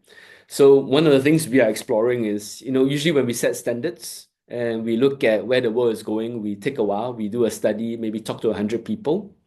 And then after that, we hope to get a consensus, and then we'll put out a report. We may get to a point where we may have to work together with generative AI to make some of those predictions, forecasts, and changes sooner than later, because the pace of change, the advances are accelerating. So differentiated definitions, differentiated approach, differentiated standards, and maybe a way to keep up and keep pace with the advances that are out there. So that's my second point. And perhaps my third point has to do a lot with what I think needs to be done to uplift people's lives. Most of you talk a lot about the UN. I've done quite a bit of interactions with the UNDP. And I always remember that one of their models has always been about how the basics of life is healthcare, education, and work. So maybe as a priority, we should be focusing not just on literacy levels, but really how we use AI to create job opportunities, make economies more competitive, make companies more profitable in those economies, raise education levels, both adult education as well as compulsory education. And lastly, the opportunities for improving health and healthcare, especially personalized health, are quite strong with the new generations of AI. So those are my 3 points, and I'm happy to take any questions later or to carry the conversation with the rest of my panelists. Great 3 points. Very good. Yeah. So those are very enlightening as well. Absolutely. I think we need to work more together on those lines as well. Next, I would like to have Ling Han. She's an expert actually on data. She works at China University of Political Science and Law, but she also looks after the Institute of Data Law and Governance Center at the university. So Ling Han, I mean, the last time you spoke well when we had the China EU AI forum, but now I'm glad to hear from you again. Linghan, please. Thank you, Henry. Thank you. I would like thank you for having me here. And I would like to introduce some work we did in our UN high-level advisory body on AI. And here I'm so happy to see my colleague Cynthia in our panel. Hi, Cynthia. So I want to introduce a few track survey we did in our advisory panel, advisory body. Actually, we did a risk about how do you concerned about the AI may bring in the future in the recent 18 months, and we got the result that the third risks that the experts from all over the world, from 80 countries actually, they concern about AI is the inequalities arising from different control and ownership over AI technologies. I believe that in the inequalities that arising from AI, actually including the difference benefit from different countries and different developing countries, the gap between developing countries and developed countries. So when we talk about how we can make our AI technology more inclusive, and how the AI technology can benefit all the human beings, I see in the list of our topics we want to talk about whether our developing countries can develop their own AI model and have their own AI technology. Actually, we had a talk with Cynthia during our advisory in-person conference. I think it's not the question that the developing countries whether we need to have our own AI technology, but whether we can do that. When it comes to this is what would it entail? We all know that AI actually is not some green frontier technology. AI is a super energy intensive industry. There are some statistics that currently we all know that some data centers consume more electricity than some entire countries. And we all know that most developers access computer infrastructures through their cloud services, but the cloud produce more carbon emission than the entire airline industry. So we all know that it is such a resource-consuming industry. So it's not a cost that every country can afford. The thing is, even that the developing country can afford this cost, the AI industry is not an immediate economic payoff. As far as I know, most of the AI companies, including some top big techs, they haven't found a great profit model yet. So we can see that although we heard that every country should have their own sovereign AI, actually it's not a project that every developing country can afford that.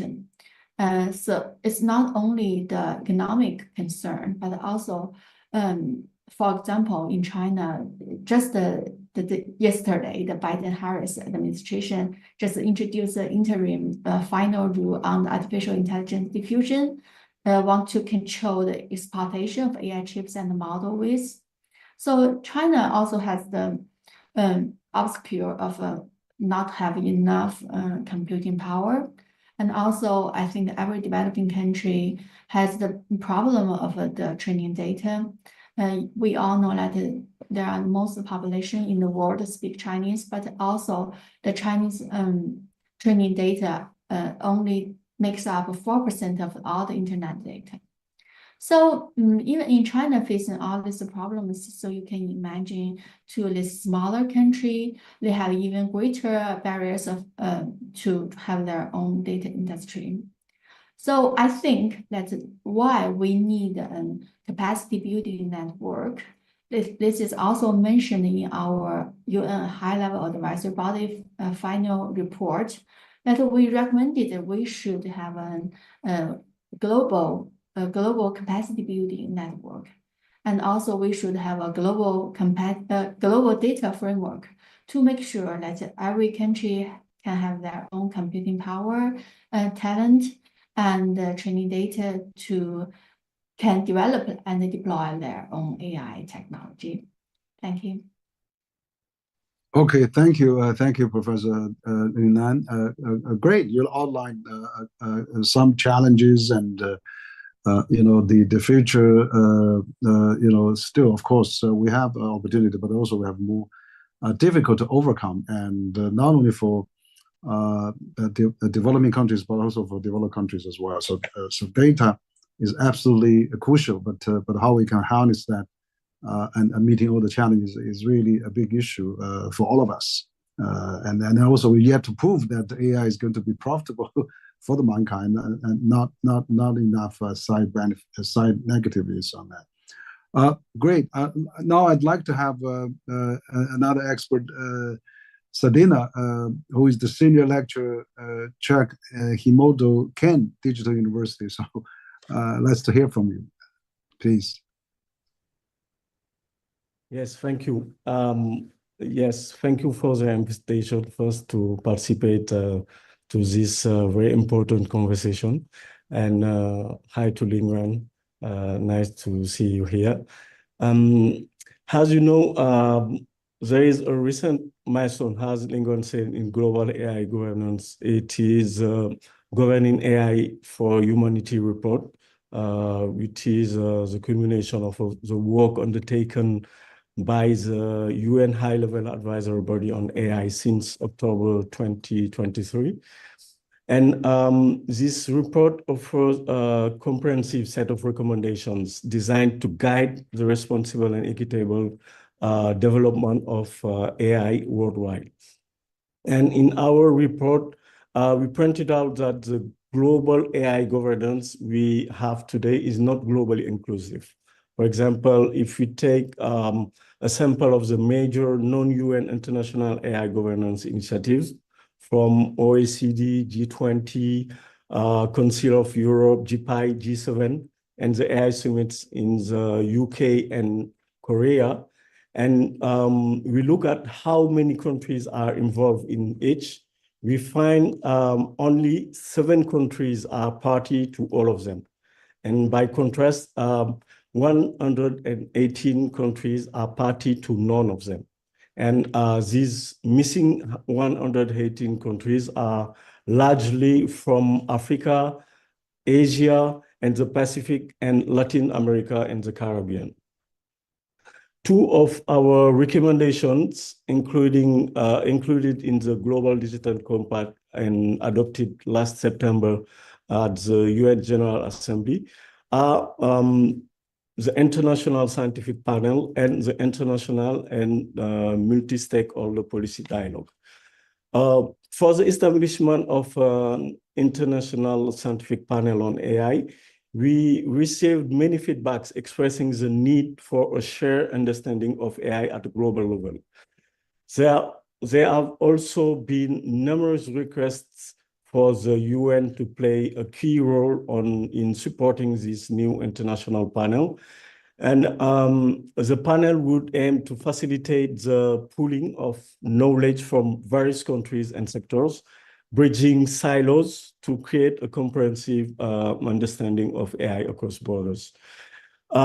This panel would be the only entity capable of coordinating with all existing national and plurilateral initiatives, such as the Global Partnership on AI, ensuring that efforts are aligned and effective at an international scale.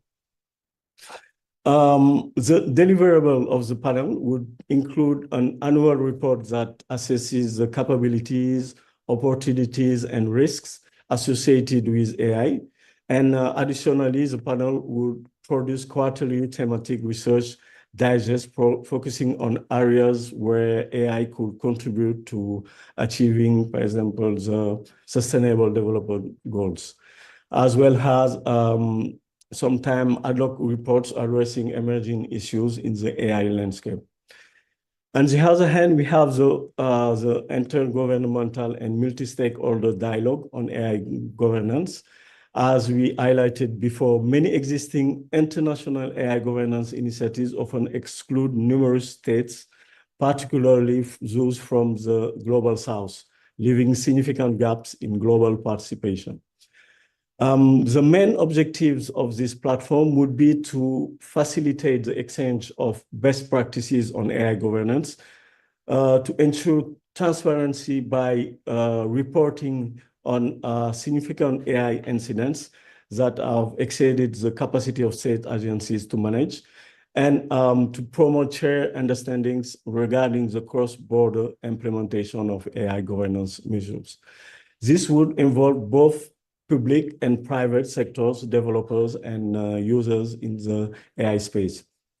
These two instruments, I think, could help address these barriers and foster more participation of developing countries in AI governance. I want to stop here for now. Okay, thank you. I know that for the really global South and developing countries, this AI is really a big issue. How we can really work together to catch up on that. And so we had 5 experts talking on those things. I know Sabrina, you're probably going to leave soon. So we would like to hear maybe any of you any feedbacks before we get Bruno to conclude our panel as an organizer. So Sabrina, maybe you want to add something? Yes, thank you so much, Henry. I think it's been really insightful listening to all of the panelists, and I think just to add a few more recommendations to the table, I think we need better competition regulators and regulatory regimes to combat this kind of market concentration that has come up both in the last panel and in this one a couple of times. And of course, we've heard over and over again that we need investments to build the capacity of developing countries to participate in the AI race.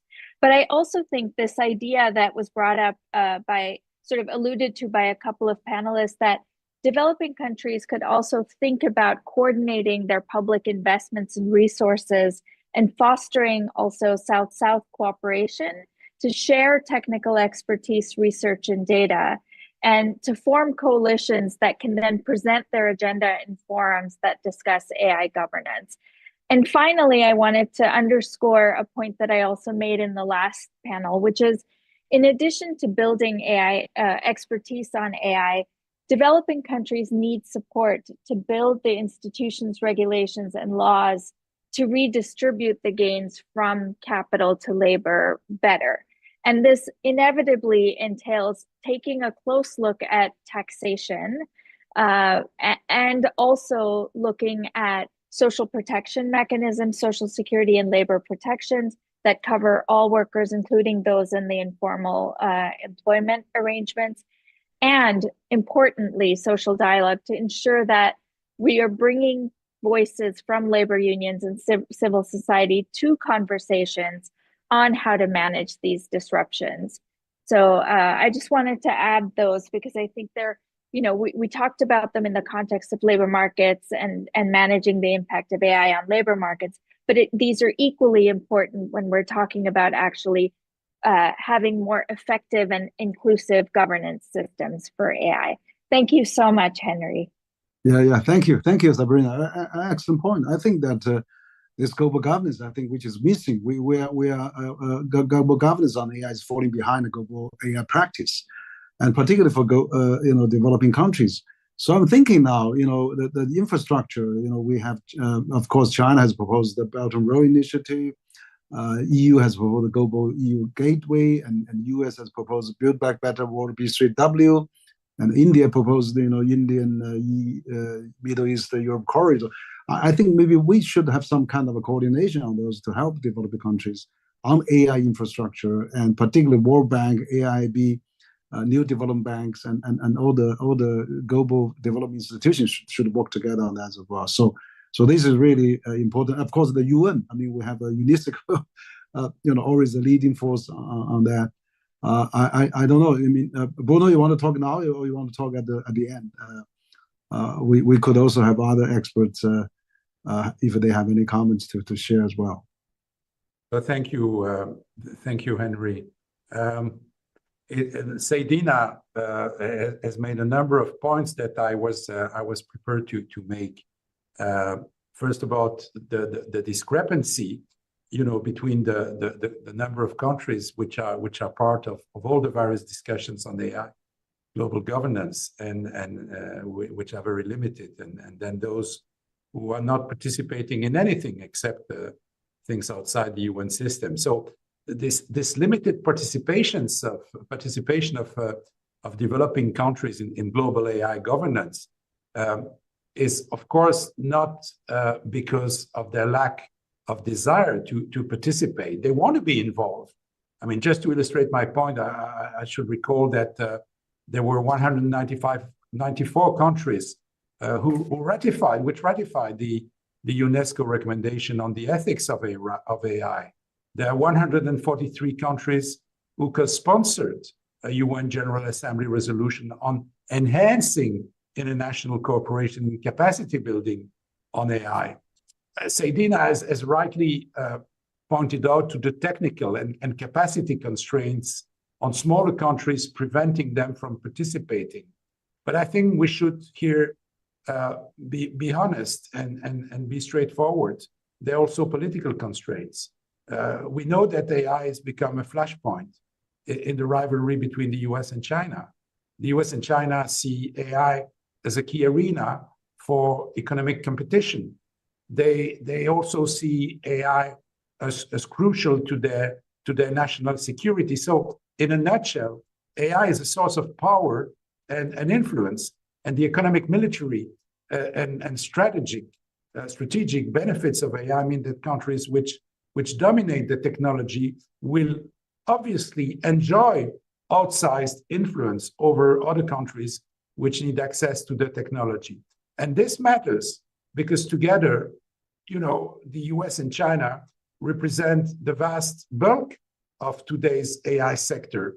73% of large AI models are being developed in the US and 15% in China. And that leaves only 12%, if my arithmetic is correct, for the rest of the world. And the rest of the world includes economically significant blocs and countries, like, just to name them, the EU or India. So we cannot have a situation where the vast majority of the world population is disempowered because they become merely bit players in a competition between a few large countries. Countries might be able to regulate AI once it is on the market, like the EU and other countries are doing, and we're very, very active on that front. But let's be realistic. Their ability to influence the direction of AI innovation will be very limited, especially if they don't have a large and profitable customer base, which AI firms will want to access, like the US. So perhaps for the developing countries, the best way to maximize their influence will be on pragmatic and flexible coalitions focused on areas where multilateral cooperation is indispensable. And I see an example of this in the emergence of bilateral or regional AI governance initiatives. These do not tend to be comprehensive, but rather they rather cover different issues on which the parties could agree, such as privacy or AI ethics. And this model can work for developing countries. And we have one illustration in the Digital Forum for Small States, which led to Singapore and Rwanda jointly producing an AI playbook for small states. And the playbook helps to share best practices in formulating AI strategies and shape inclusive global governance on AI. So where does that lead us? I would say that given the reality of geopolitical competition, I think the most viable approach to global cooperation is to recognize that countries have values and they have economic interests. And we have to work with a complex and somewhat fragmented set of approaches. and help ensure that where necessary, differences can be accommodated, or at the very least that they can coexist without fragmenting the global cyberspace. And in the CERRE project on the global governance for the digital ecosystems, where you participated, Henry, we initially proposed in 2022 the concept of a digital stability board, which would be inclusive, not just including governments, but also industry, NGOs, civil society, working to identify and make progress on areas of AI where cooperation is plausible. And we presented this to President Macron in November 23 in Paris. And I'm pleased to note then in its final report of last September, as Sedina mentioned, the United Nations High-Level Advisory Body on AI advocates for something which is not very different from what CERRE has proposed, i.e. the creation of an independent international scientific panel on AI and a global dialogue on AI governance. Therefore, to conclude in 15 seconds, I would say that we can and we should continue to argue for the need for genuine global governance, which improves diversity and inclusion, and the most powerful countries to shift away from an arms race and engage with each other in a more meaningful way on topics where this is possible. Thank you. Yeah, thank you, Bruno. Absolutely, AI for good, and we should not AI for arms race. And I remember Graham Allison told me that he and Dr. Henry Kissinger, before he passed away, the last piece of their essay on the foreign affairs was about how to prevent AI, arms race, and also the threats of AI to the mankind. So we have to be really extremely careful for that. I see Gabriela is waiting there for some time, but we'd like to hear from you. You've been championing this for many years, particularly on ethics and all those governance issues. We also like to hear from you again. Gabriela, please. Well, just a comment, because I completely agree that in terms of defining the major developments on AI, yes, there is this high concentration of capabilities, there is high technological concentration, but in terms of debating the issues, in terms of thinking about the issues, how to address them, I do not agree that the Global South is absent. I have been working since 2021 first, well, since 2020, because in 2020 we developed the recommendation on the ethics of AI, which is particularly about policies to frame the developments. Because I think that we are forgetting, we're talking all the time about technology, and the technology, how is it coming, and the capacities, and what is important is the policies and the frameworks that we have in countries to make sure that the technologies that are going to be deployed conform to certain norms and to human rights, human values, and human dignity. And this is exactly what the recommendation has done. But then there is something else that I think we are also forgetting. Countries have very different capabilities. But in my experience, because it's not only the recommendation, but we have the readiness assessment methodology that is a diagnostic tool to know where countries are in their trajectory to use AI for their own purposes, to have a national AI strategy, to have institutions that are in charge of this, to have legislation that is in charge of this. I think this is very important, because at the end, no matter which big multinational is going to get into certain countries, they will need to go for the laws of the land. And therefore, it's very important that we have these discussions. And we're doing 60 readiness assessment methodologies from India and the Netherlands and Mexico and Brazil to Somalia and Seychelles and Philippines. I mean, 60 countries that are discussing these issues, that are looking how are they prepared to do this. And I feel this gives me a lot of more hope that when I'm hearing from the panel, because we live, yes, in a world that is very, very geopolitically complex. We are also facing the fact that sometimes some big companies can decide whether they eliminate content moderators or not. But at the end, look at what happened in Brazil. At the moment, they felt that social media was going to be producing negative harm. the laws then came in and put it together. And I was very happy, Selena, for example, I love your report, because the report was saying, yes, rely on the already existing capabilities in the UN system.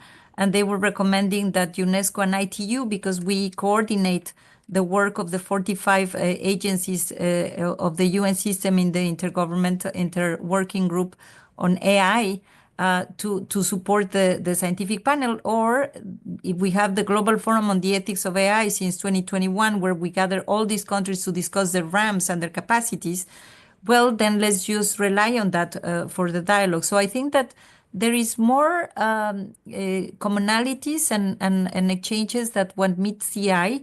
I'm not denying the challenges that we face, but there is progress. And by the way, there's also a lot of homework to be done. Probably the more advanced countries, you cannot just say that they are all very well equipped on the institutional and regulatory frameworks. But at the same time, if your R&D investments in countries like my own is not reaching 1 percentage point of GDP, there is homework to take advantage of this. It's not everything in the global context. It's also a very important national agenda to be well prepared. And I think that that's exactly where we're working with member states to implement the recommendation. Okay, great. Thank you, Gabriela. Yeah, this is a great comment, and absolutely. And Global South, as many say, I think we have to really how we can build up the consensus and then really get UN and all the more focus on the global governance on AI. For AI for good is really the challenge we're going to embrace. I see Bruno now raise your hand. Maybe you could add something. Yeah, just a quick word. Clearly, I'm not disagreeing with Gabriela. I think that the figures that Selena and I quoted were figures about the limited Global South involvement outside of the UN initiatives and achievements. And I think this highlights the usefulness of the framework and the initiatives that are being taken by UNESCO, by ITU, within the framework of the Secretary General high-level advisory body on AI, etc. So I think this is. I just wanted to clarify this point about what we said concerning the limited involvement of Global South outside, I repeat, the UN institution. Thanks.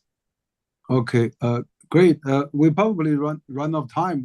We have to conclude now, and it's really great to join us for this very insightful discussion. And of course, we have been talking about ensuring AI, which is a fit for all parts of the world, and we have had a very stimulating discussion about the way we're looking ahead. And of course, I think that the main takeaway we may have is that to really avoid the AI, stoke global inequality and of course instability, developing countries need to be able to take advantage of this technology, rather than simply be subject to the consequences. I think that is really we mentioned at the beginning as well. So developed countries needs to provide more systematic and organized support to developing countries to ensure they have the infrastructure, skills, data, and institutional capacity available to enjoy the benefit of AI. So which means I think US, China, EU, and all the India, and maybe all those big countries should work together. And also large and richer countries remain far more engaged in international forums for AI governance and probably than developing countries. And I think I see that has been, UN again can play more roles to bring everybody together. And more flexible forms on global governance probably needed to really to avoid that AI rivalry and maybe making AI for good for the mankind. And finally, I think we had there's a debate about the extent in which developing countries need their own AI or whether they should focus on ensuring global models adapt to the local context. So there's two ways of doing that, and maybe we should really have more standardized, the more globally applied AI tools that maybe fits for all. That maybe it should be developed for that. So given AI governance is dominated by power struggle at this time, we really need to really get global strength and global governance on that, and get out of this really rivalry mentality that we are probably so plagued by this geopolitical situation. So I think we really look forward more dialogues, more discussion like this, and to really find a common solution for our AI bright future rather than a negative future for the mankind. So that's all for me. I don't know if Bruno have anything to say at the end. Maybe we can conclude this after your speech, maybe. Thank you, Henry. This has been a very rich set of insights and inputs, and I'd like perhaps to just to sum some of the takeaways that quite selectively, and I would like to mention the takeaways from these exchanges. First one is that the impact of AI on labor markets are potentially very significant, and they could happen very rapidly, but there is still a lot of uncertainty about their scope and about which workers, which communities, which countries will be adversely affected.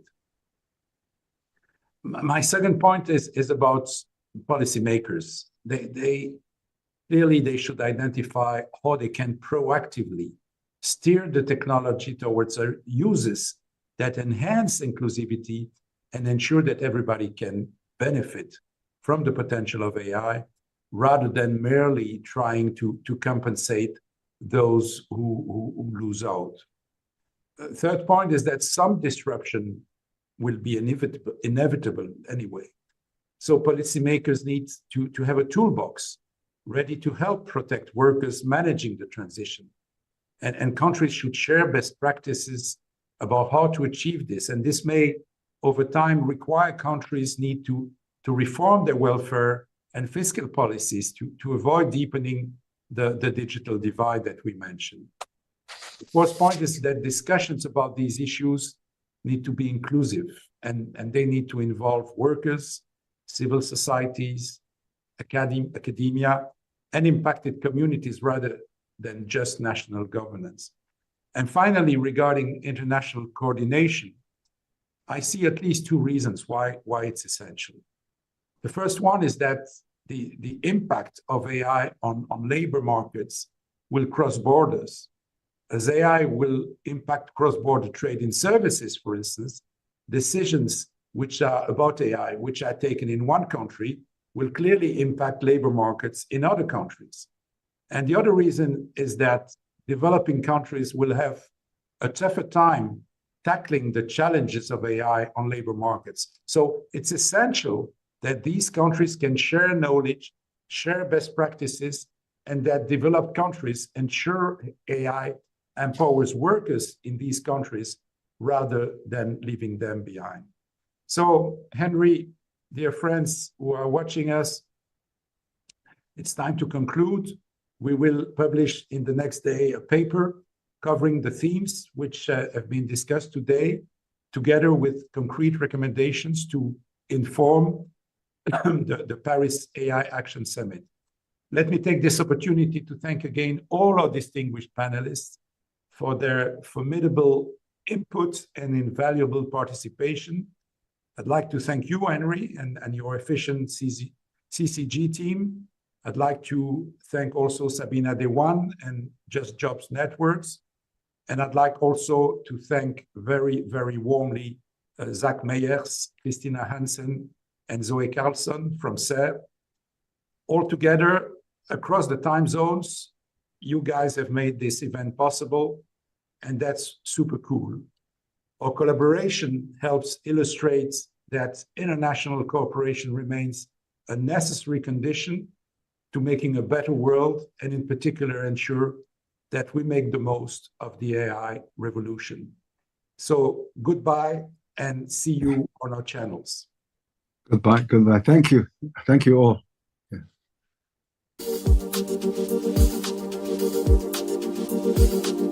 Thank you, Henry.